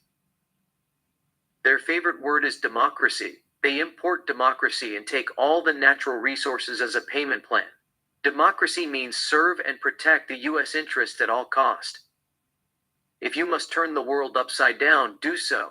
Proxy wars in Syria, Ukraine, Iraq, Sudan, Libya. The list goes on. One regime changes after another, one puppet government after another, imposing sanctions that cripple economy and bring poverty and cause civil unrest, which eventually lead to civil wars. And Mike selling weapons worth billions of dollars. Just throw everything into disarray, create chaos, violence, destruction, killing, massacre, and mass migration. You have to fix your foreign policy before you talk about mass migration. It is like a company laying off thousands of workers and telling others don't hire them. Still, it makes no difference. Proxy war and regime change is America's bread and butter. It is a trillion-dollar industry. It is not going to go away anytime soon. Neocons, warmongers, and the military-industrial complex will tell you if it ain't broke, don't fix it. Mark. The US got Canada. They will be soft on immigration. Diana, it's just that some people in America are too lazy. They say immigrants are stealing jobs from American workers. If you fear an immigrant is going to steal your job and cry about it, you might as well kill yourself. Make American lazy again. I mean, if there is no competition, you become lazy. For example, now, Americans don't care about dropping out of high school. You have to hold a gun to their head to make them to go to college. There will be abundant job opportunities, not quality but quantity. Plus, things are less expensive. They don't have to worry about getting fired or acquiring additional set of skills. They don't feel a natural urge or motivation to become somebody. Life is too easy. They feel too safe and too secure. That is dangerous. You know, when you're convinced that someone might take your job, you will be forced to arm your brain with all kinds of knowledge and set of skills.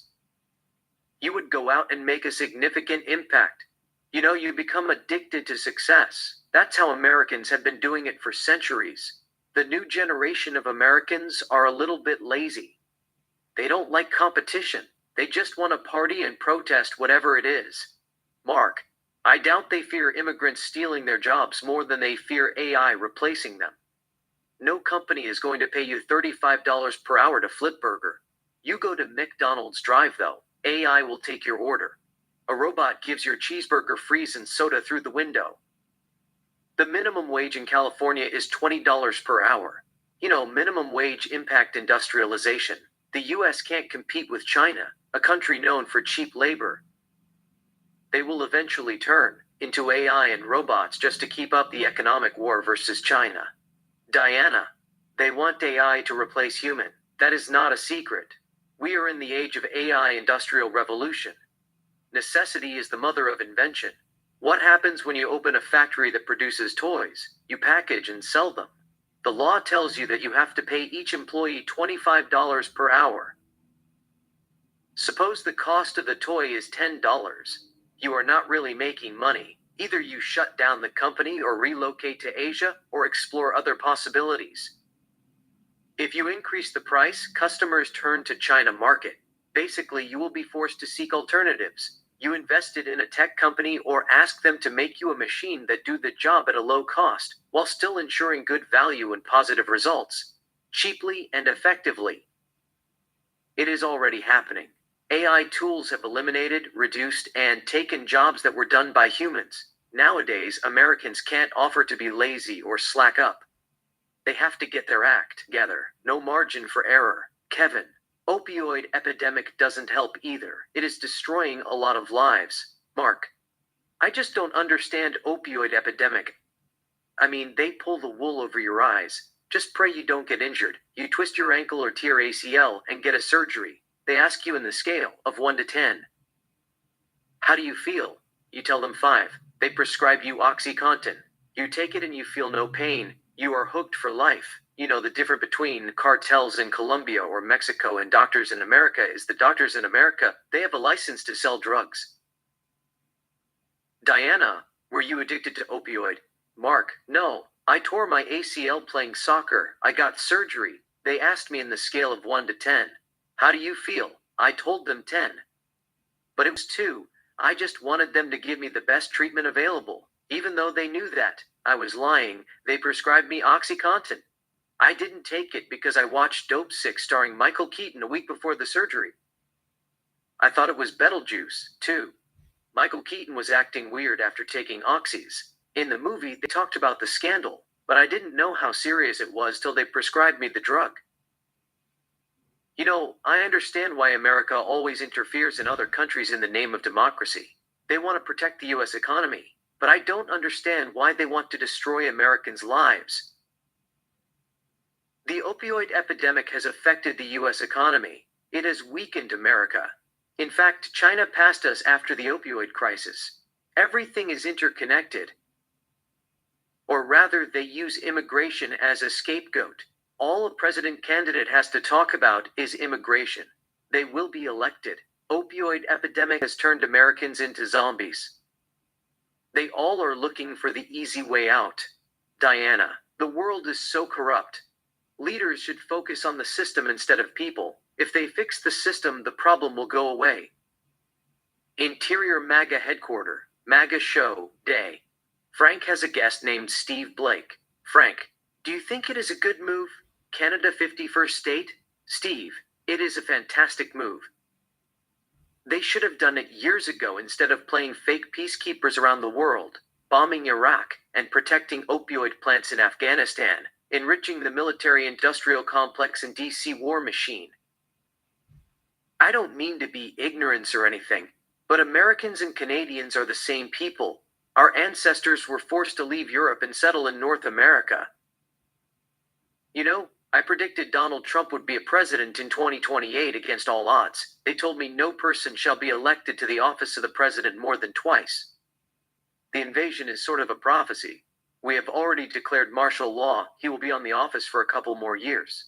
Frank, what should we do about those French Canadians? Should we give them independence? Steve, no. They will be under USA as an unincorporated territory of the United States like Puerto Rico. In fact, we should have kept Greenland, too, instead of giving it to UK. Exterior Montreal. Day. Diana and Kevin walk down the street. A van comes driving and park next to them. 3 armed men and a woman, CRM fighters, get out of the car. Fighter 1. Diana Hill. Diana. Yes, Fighter 1. We want you to come with us. Diana. What is going on? Woman fighter. Just get in the car. Kevin. Where are you taking her? Fighter 2. It is none of your business. Stand back. He points his gun at Kevin.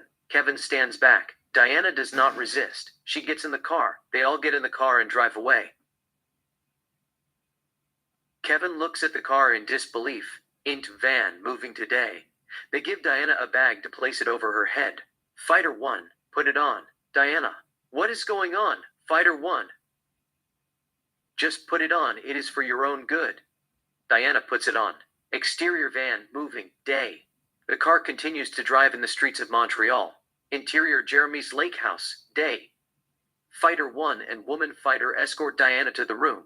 There is a chair, there is a camera. Fighter 2 is behind the camera. They make Diana sit and remove the bag from her head. Fighter 1. Here, you ask him these questions? Diana. Who? Jeremy enters the room and sits in front of her. Diana is taken aback. Jeremy. Hey. Diana. Hey.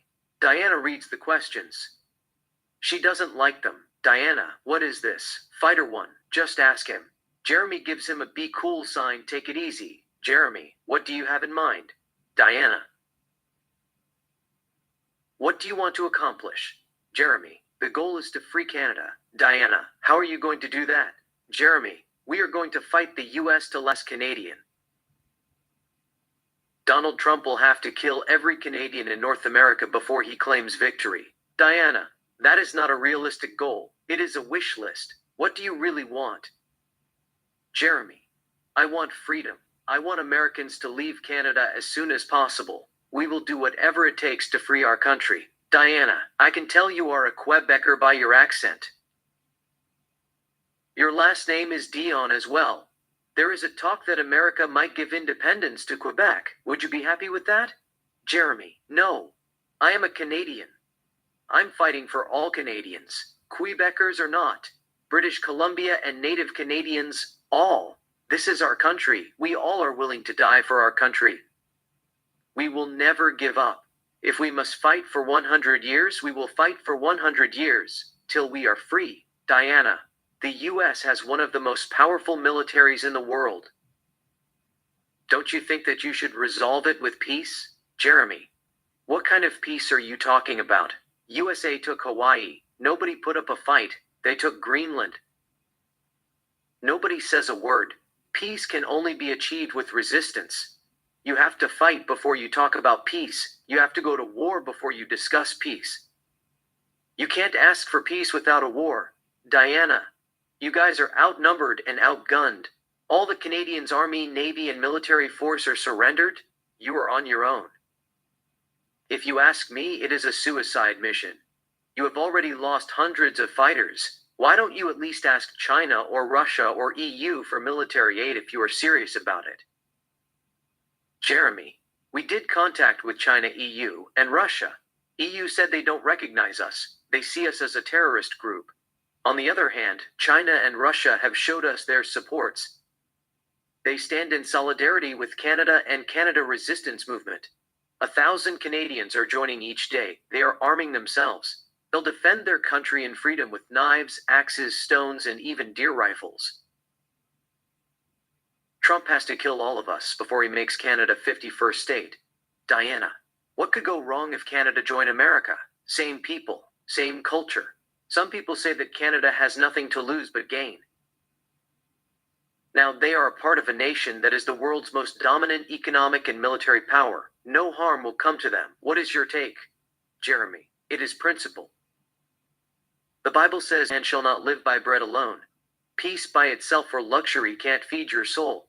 If you don't stand up for what you believe in, democracy, justice, and liberty, you will never be free. We are Canadians. We are not Americans. Our voice should be heard. Our voice will never be silent. Our voice will live forever. We have chosen to uphold our nation's values, freedom. We'll defend our country by any means necessary.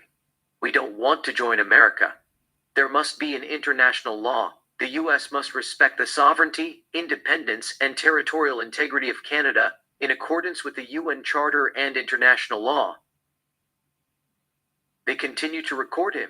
In CIA meeting room day, Veronica and CIA officials listen to Jeremy the interview. Veronica pauses the video. Veronica. He has contacted China and others for military support. He is in CIA's most wanted list. We can't take a chance. He has carried out a lot of terrorist activities, including the bombing of a dam in Minnesota. The Canada Resistance Movement has taken responsibility for the attack. Exterior Jeremy's Lake House day. An established shot of Jeremy's Lake House. Interior Jeremy's Lake House living room day. Jeremy talks to his wife Audrey, age 27, and his daughter Sophie, age 5, on his laptop. Audrey, we missed you. Jeremy, I missed you too. Audrey, why can't we see you? Jeremy, I've already told you it is not safe. They are killing us with drone strike. I will see you soon. Audrey, I love you. Jeremy, I love you too. Give Sophie a kiss for me. Audrey, you do it yourself. Come on, Sophie. Jeremy, we don't have time. They will track me. Audrey, just say hi to her. Exterior Jeremy's Lake House, day. A drone files in the sky. It fires a missile. The missile hits the house. The house explodes. Interior Audrey's house, day. The screens go dark. Sophie looks at it and says nothing. It seems that Audrey knows that something bad had happened. Her eyes are filled with tears. She closes her eyes. Tears fall down by her face. Audrey looks at her daughter. She is sad too. Audrey hugs her and kisses her on the temple. Fade to black. To be continued.